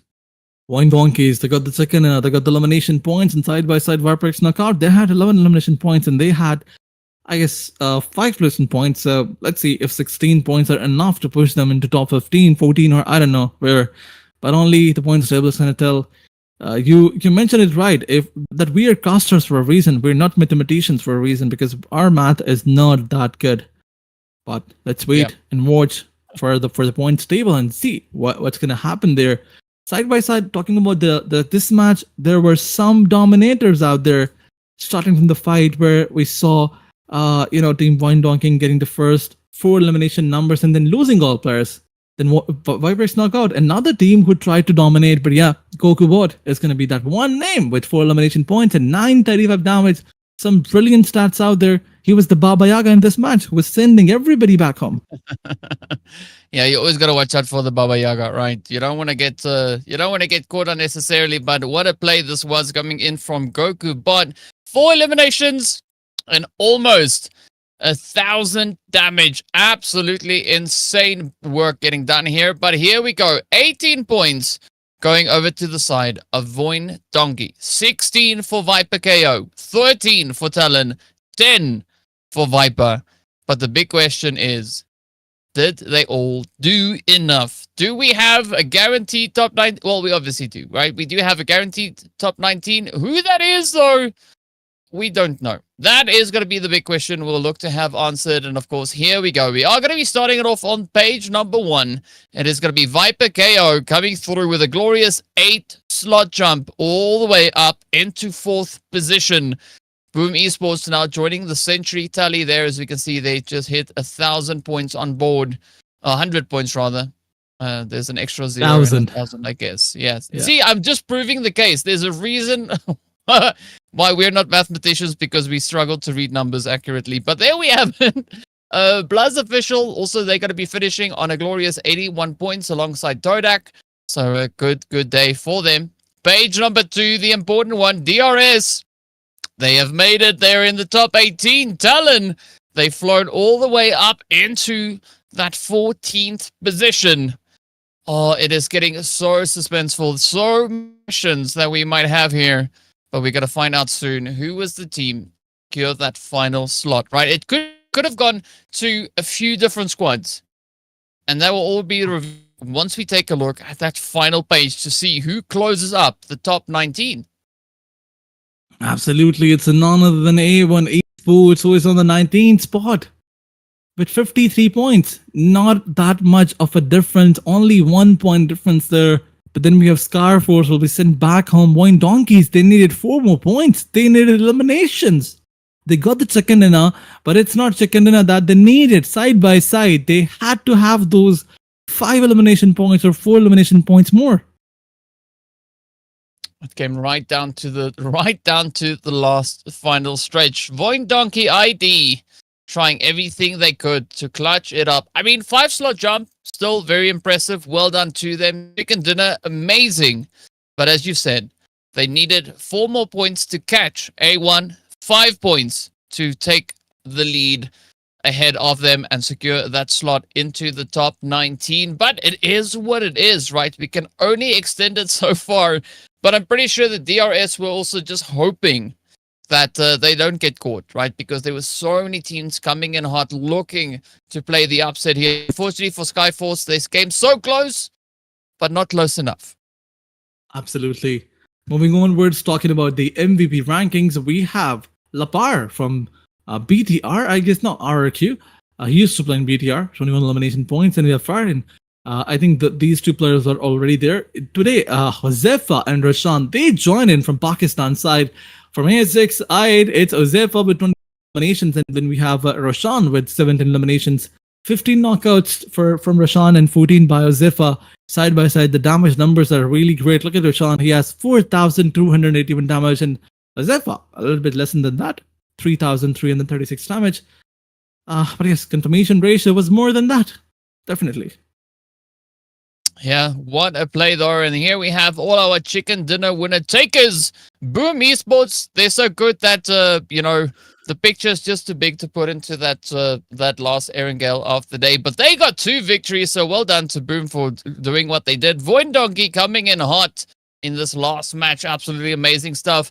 We did see the players there from Toadak securing themselves the victory on the first Miramar of the day. 1-for-1 rose up. TALON Esports also rose out of the fire to show us how much they are looking to just solidify a position moving forward into that top 19. And what a play. Absolutely exciting day. So much has changed here with the teams just locking in and, of course, engaging with the absolute level of carnage that they decided to bring into the final day. The big decider, as you said earlier, to see who will be taking that seat up in the top into the top 9, who will be making it straight into the grand finals. And of course, now we know who are going to be our 10 teams moving forward into the last chance. So for the viewers watching, the last chance is going to be the 10 teams from here, from 10th place to 19th. And as we mentioned before, they are going to be joined by a few of those EWC squads. So that will conclude the 18 teams that we'll have playing in the last chance. So a very, very tough challenge lies ahead now in the last chance. Absolutely, but that's a story of another day. And I think we'll start our last run from tomorrow. It's a 2 days, once again, 2 days event, and then we'll have our grand finals. But for now, I think it's done. We have to end our league stage. We'll see you guys tomorrow. So stay tuned. We'll be back tomorrow. Bye bye, everyone.